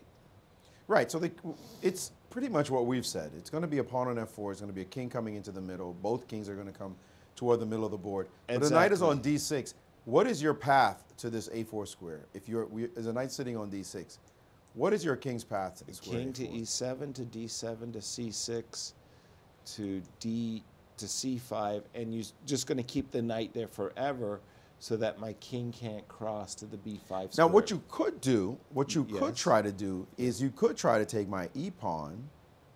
Oh, wait, but you got to worry about knight E8. Knight E8. So, okay, again, I sit. So, okay, just a second. So let's make some moves. F4, king E7. Right, king G1. Which is our analysis, right? Yeah, F6. keep going. So I have to play F6 to release my king. My king is playing nursemaid to this pawn on F7, so that's why I played F6. Now, I'm a little bit worried that if my king jaunts too far, there's going to be a knight E8. That was why I played G5. Right, okay, so here I've tried to do king E3. King E3 was fine, and here is where I went king here. Okay, I'm going to play king back to F2. Okay, now you're basically saying I'm not going to do anything. Show me what you can do to. Right. We have the actual board position on the right. Okay, so F6 has been played.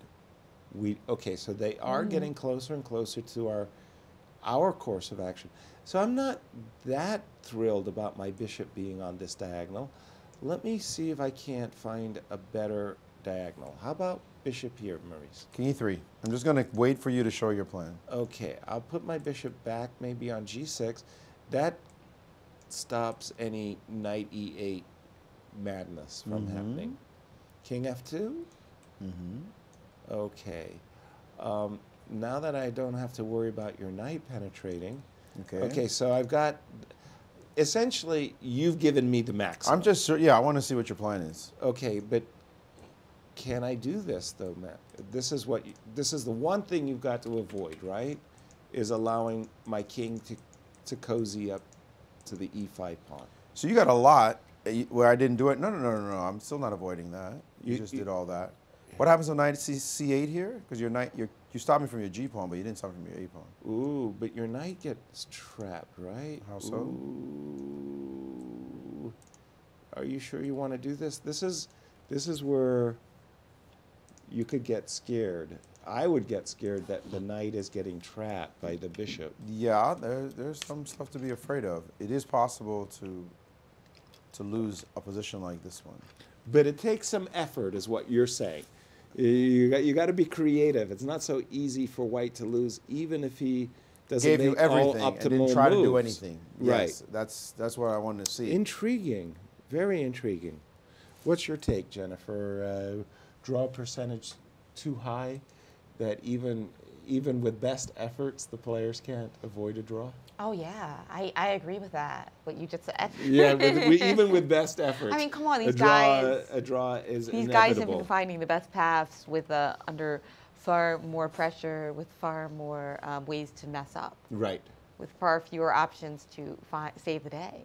But it's funny how Anand said in his interview that sometimes the moves in that Game 1 game, Magnus just floored everyone with his brilliance in the first like 35 moves. Yeah, that was phenomenal. And so it was ironic to Vishy that, well, he found all these difficult moves, and then the easy moves that, you know, we all saw instantly, not we meaning him and other elite grandmasters, that they, Magnus missed those.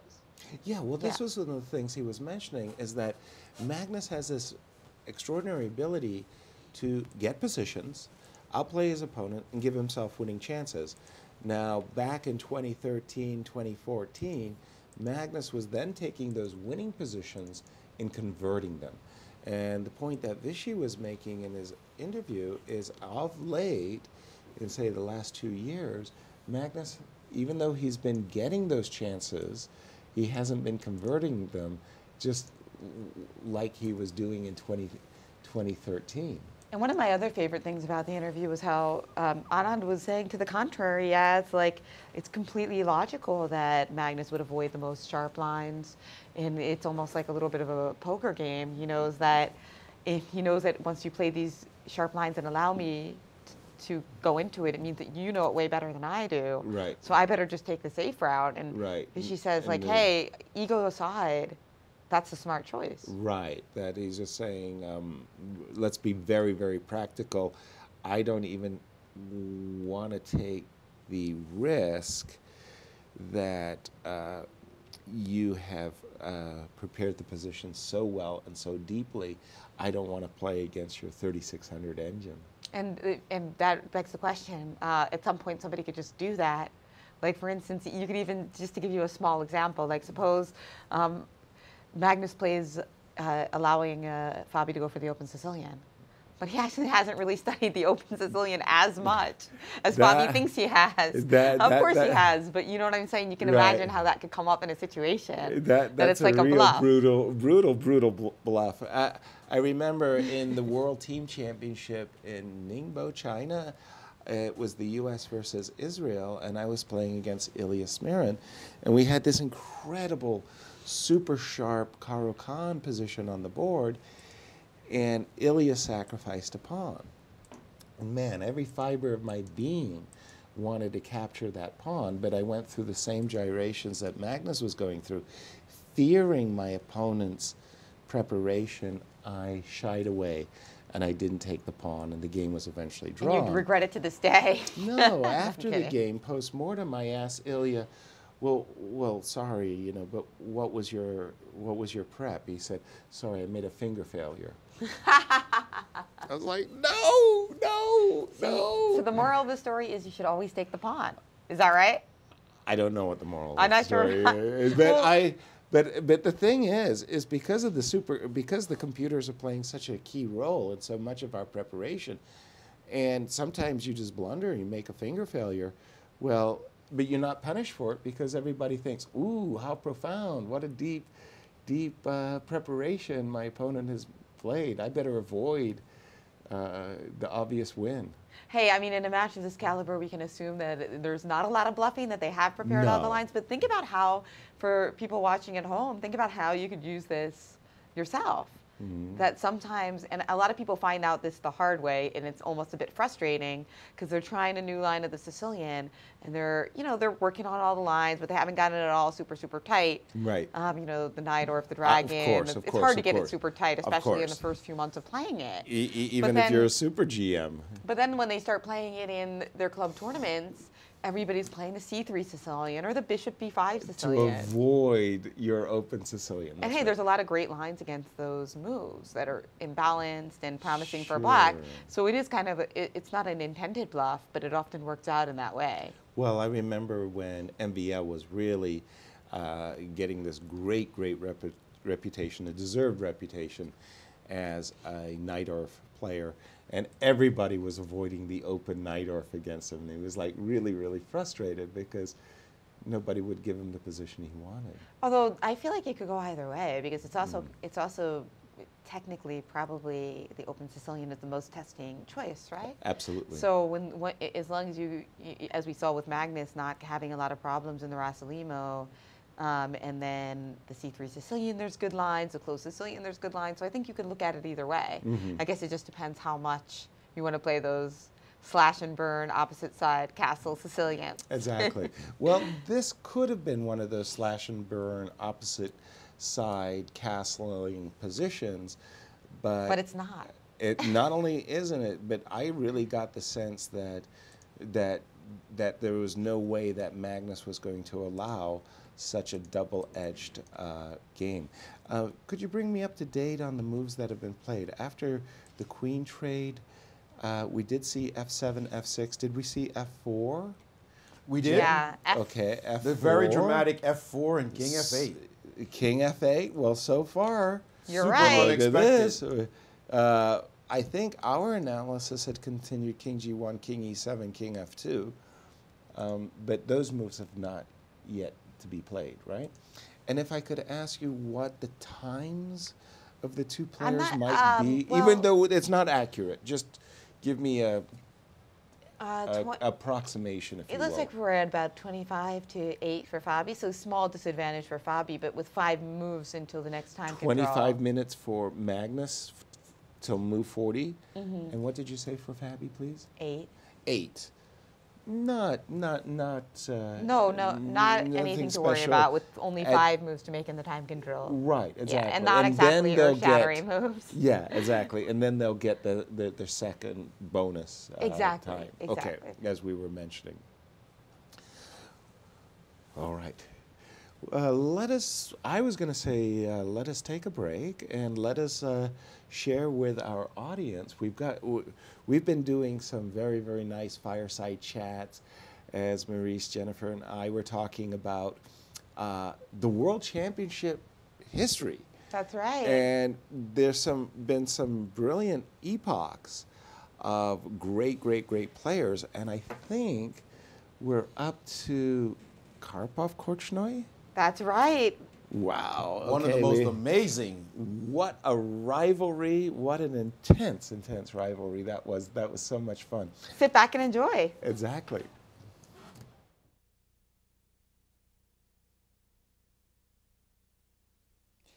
Now, for drama, political intrigue, and simple craziness, manic, we got to talk about the matches between Karpov and Korchnoi. And there was 3 of them. And there were 3 of them. Now, the first one wasn't official. World Championship. For the World Championship, because it was the finals of the candidates. To see who would play Bobby Fischer. But then Fischer decides he play. doesn't like the terms in 1975. Fide's not listening to what he likes. And he says, that's it. I'm out. Up until the last day. Right. And he says, I'm out. And Karpov is crowned the world champion because he's defeated Korchnoi. 3-2. Meantime, with many draws, 24 games. Karpov has a little bit of chip on his shoulder, right? He's thinking, I didn't really beat the guy. Right. So he has to prove himself. And he has to prove himself. He has to prove himself. Time and time again. Time and time again. But who does he have to prove himself against? It's the same guy over and over. Victor Korchnoi, Victor the Terrible, keeps coming back again and again. Right.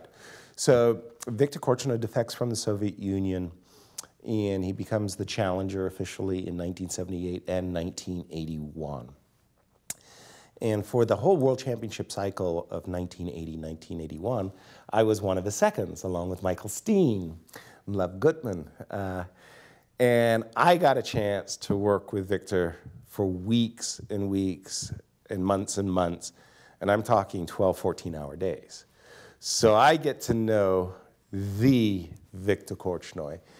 And he was a very mixed personality, a man of really strong, great passions.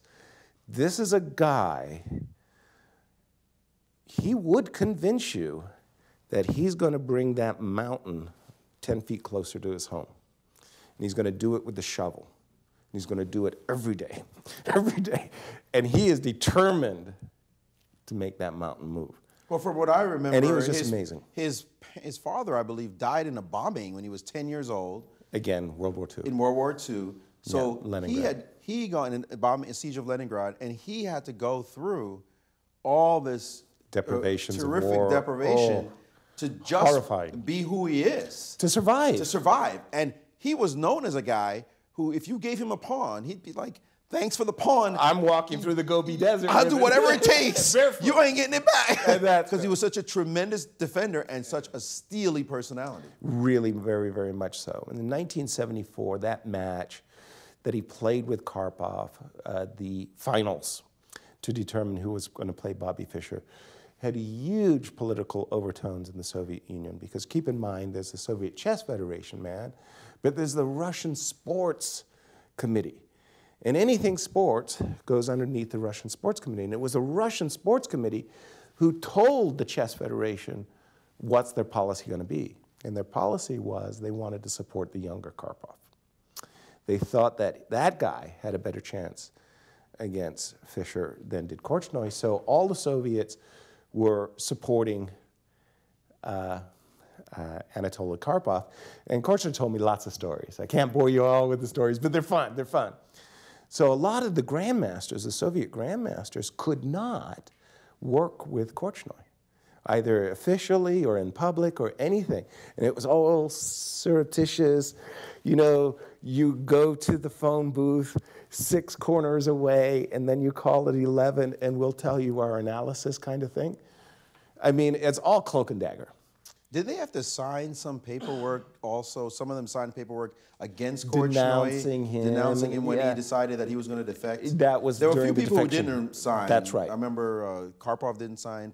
I believe Petrosian didn't sign. A couple of others didn't sign. But they had to say, that's right. This Denounce guy is him. persona non grata to us. That's right. Because he decided he had to, and he left behind his wife and yeah, child Bella. as well. Yeah, Bella and Igor. So, okay, so the point is it goes E4, E6, D4, D5. It's a French. Now, Korchnoi is playing the French defense against Anatoly Karpov, and Karpov's playing the Tarrasch with knight d2.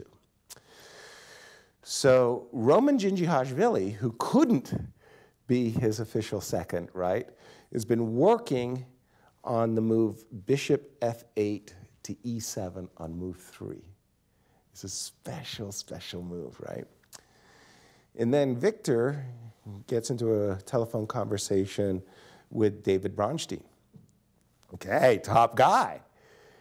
And he's on the phone, and David says, I've got a move for you on move 3, a bishop move for you to play against Karpov, and I've worked it all out. And he goes, yeah, I know. It's bishop e7.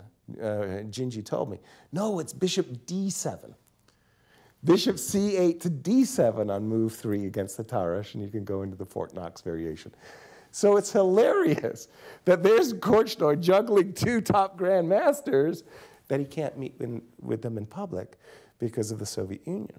And then the match continues with this kind of intrigue.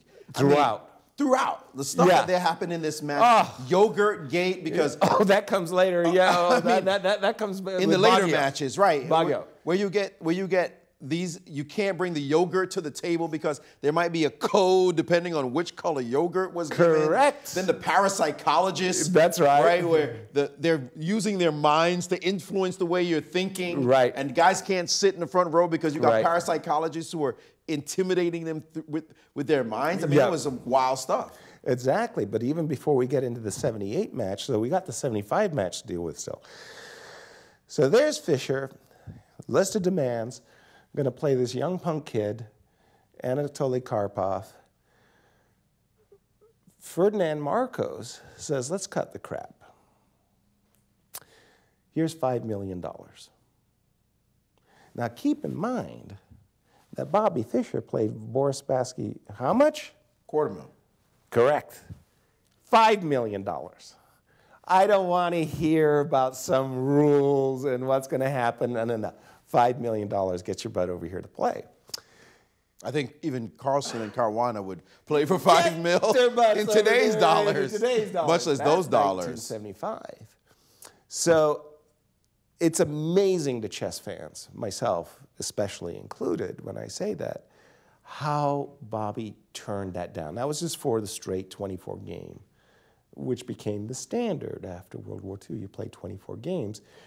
Bobby, wanted to play like Steinitz. The first to 10 victories wins the match.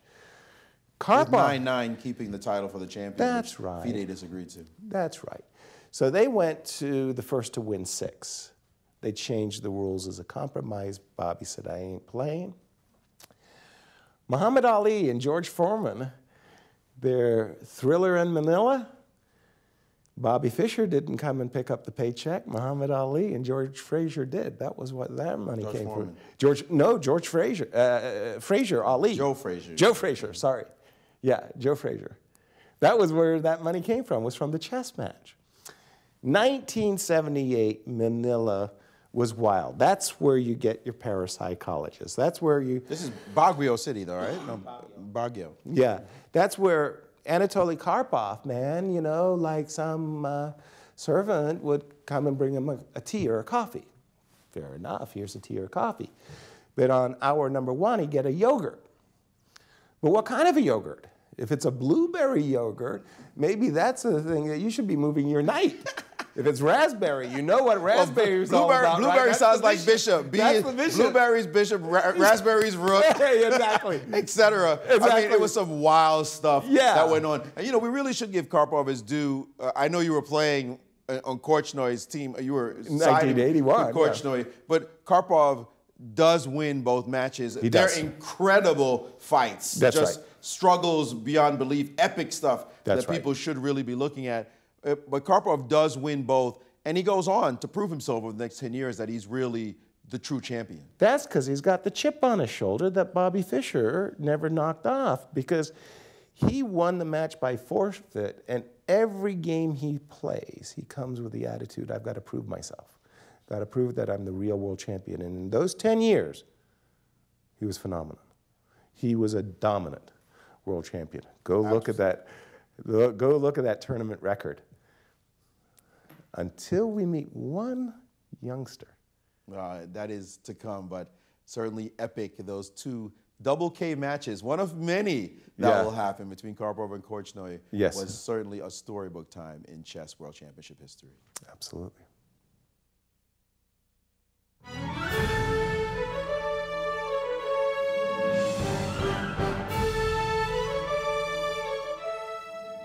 Hello and welcome back to Today in Chess World Championship Edition, as we are going to update you on the game 7 of Carlsen Caruana, which does not seem like it's the trend breaker in terms of these 6 draws that we've had so far. Yeah, this is a position right now as we see Caruana's king has crawled to d7. Right. When we left it, we had seen it around these this moment. We had expected f6 and f4, and all of these moves really have not surprised us in the least. I had actually, in some analysis with Maurice, a little pitter-patter, I had tossed in g5.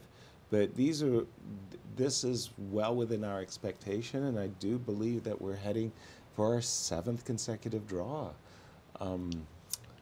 Nothing much I can say about the position. It's just so well balanced.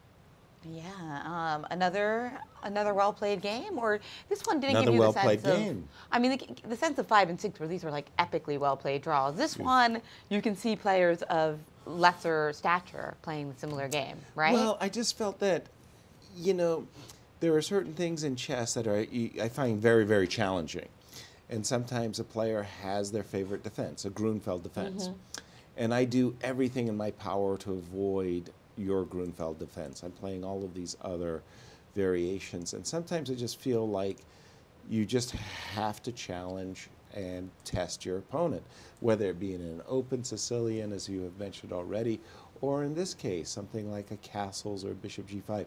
And I just felt that in all of the cases where Magnus has been white, he has not taken the game to Fabi, and as a result, Fabi's actually had a pretty easy go of it with the black pieces.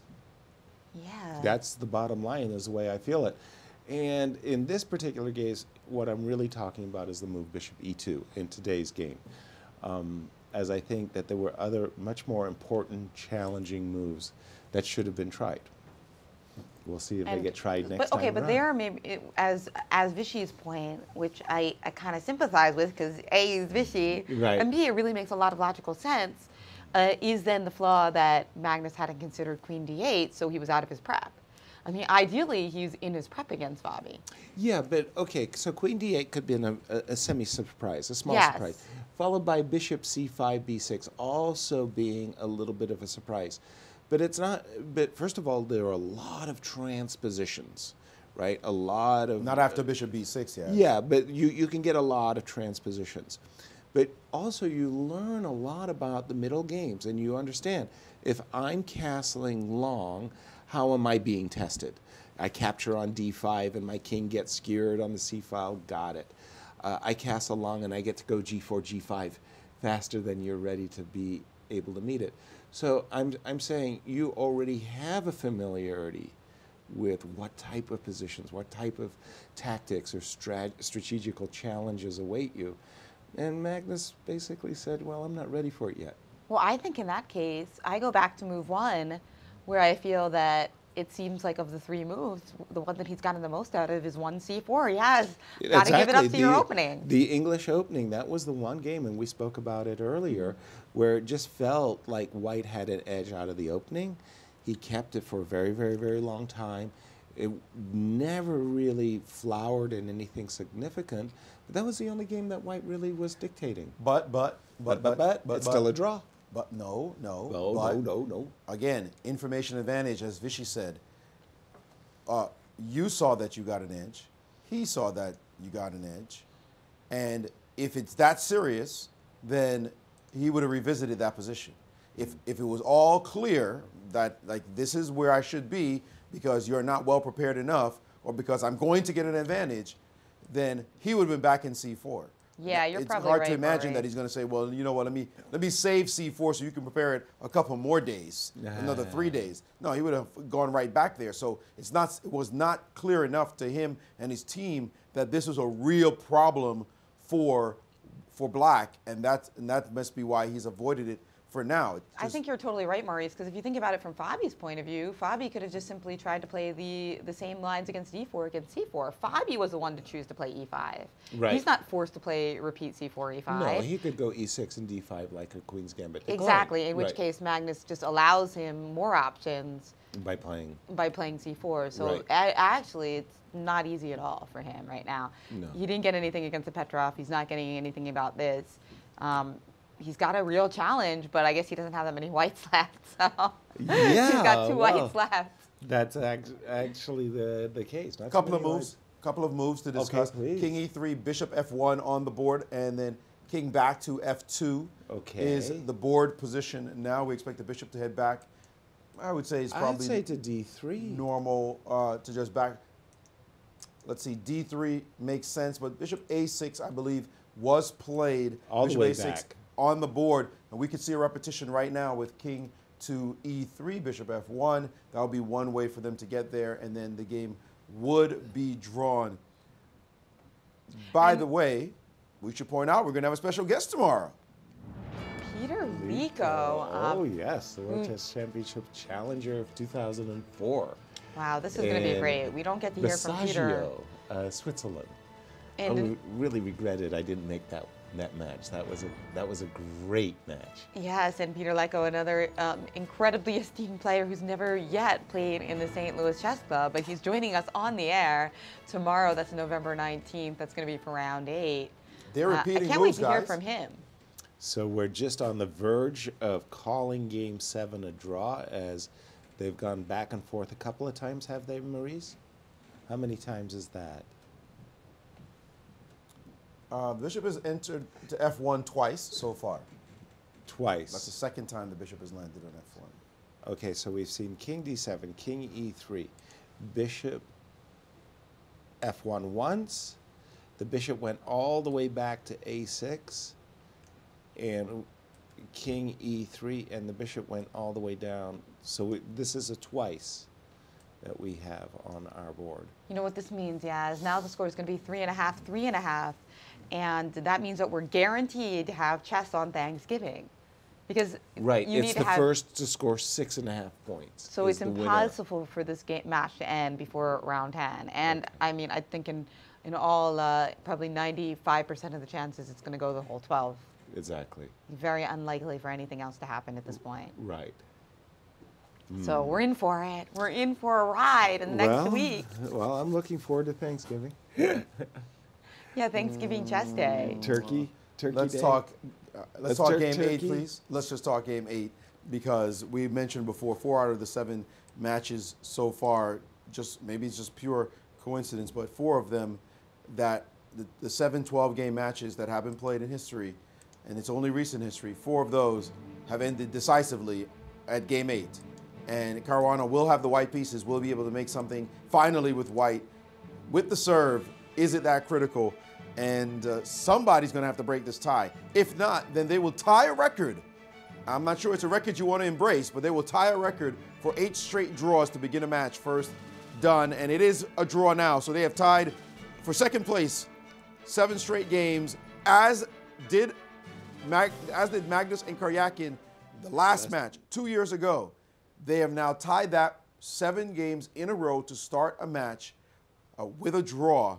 And these players are looking very even. And I have to say, today, advantage Fabi. Fabi took 2 blacks in a row. One, he had a forced win on the board. Okay, esoteric. But at least he showed that black was fine. And then he had another black today, and it was even easier today, if you can say that. He just made a few moves, and suddenly Magnus backed down from all the issues, and he made a draw. So remember we were talking about him walking the gauntlet? He could have scored 1.5 half from walking this gauntlet with the black pieces. Again, does white have anything at all? Or does black have anything to worry about when facing the white pieces, as Fabi played 2 blacks in a row against Magnus, and Magnus did not win. Again, 19 games in the World Championship. Magnus has only won 1 of his last 2 World Championships. Only 1 game. You took Vichy aback when you stated, and he said to you, well, when you put it like that, that's not really domination, is it? Oh, also given that he lost like 3 games to Magnus in each of the matches that they played. So looking beginning at it, of like, the 2013 match. Right. He's looking at it like, what? Really? What's up with You know, I'm usually on Team Fabi. Magnus is not beating anybody. You are on I'm Team Fabi. 100, not usually. I'm 100% on Team Fabi. But let me just give you the other argument about what Anand said. In a way, you could say Magnus did it the best way possible, because you win by the minimum, meaning that you take the least risk. The most efficient yes, exactly. way possible. So I think there's like another way to look at it. What does that mean? What? Explain. That you're trying to be as efficient as possible. You What win does that by mean? 1. You win, and then you glide. Of course, that's not actually what happened in the Karyakin game. Where's the win? What are you talking about? I'm saying you could look at it. So what are you talking about? The Karyakin match, he lost, and then had to win, and then had to win a tie break, and went to the maximum all 4 games. So that was not a minimalist strategy back then. He thought he was a favorite in the tie breaks, and that's why he drew the last game with white relatively quickly. Yes, but he was down in the match. Let's be real. He was under heavy pressure and could have even lost. Was it? There was some. There's another game he could have lost. Game 9. That was not a dominant match. I'm going to agree with that. I'm just saying that there's something to be said for the fact that in the match, it's kind of like in a match, if you're just trying to win, you don't get a bonus really for winning by 3. No, you don't. You're trying to win the match. But you do get a bonus by winning by 2, because then you don't have to worry about the last game, right? Right. Well, let's see. Dominate. Winning by 2 seems unlikely at this stage. No, any victory. And I just wanted to, because you had mentioned something, Maurice, you were about to give us your final thoughts there, but it was really this position. I thought that this was the key moment in today's game, was after knight b3, Fabi did something very, very unusual in the hundreds or so game that this was, these types of position been played, it's automatic. No grandmasters really have thought about it before. They've all universally retreated their bishop to e7.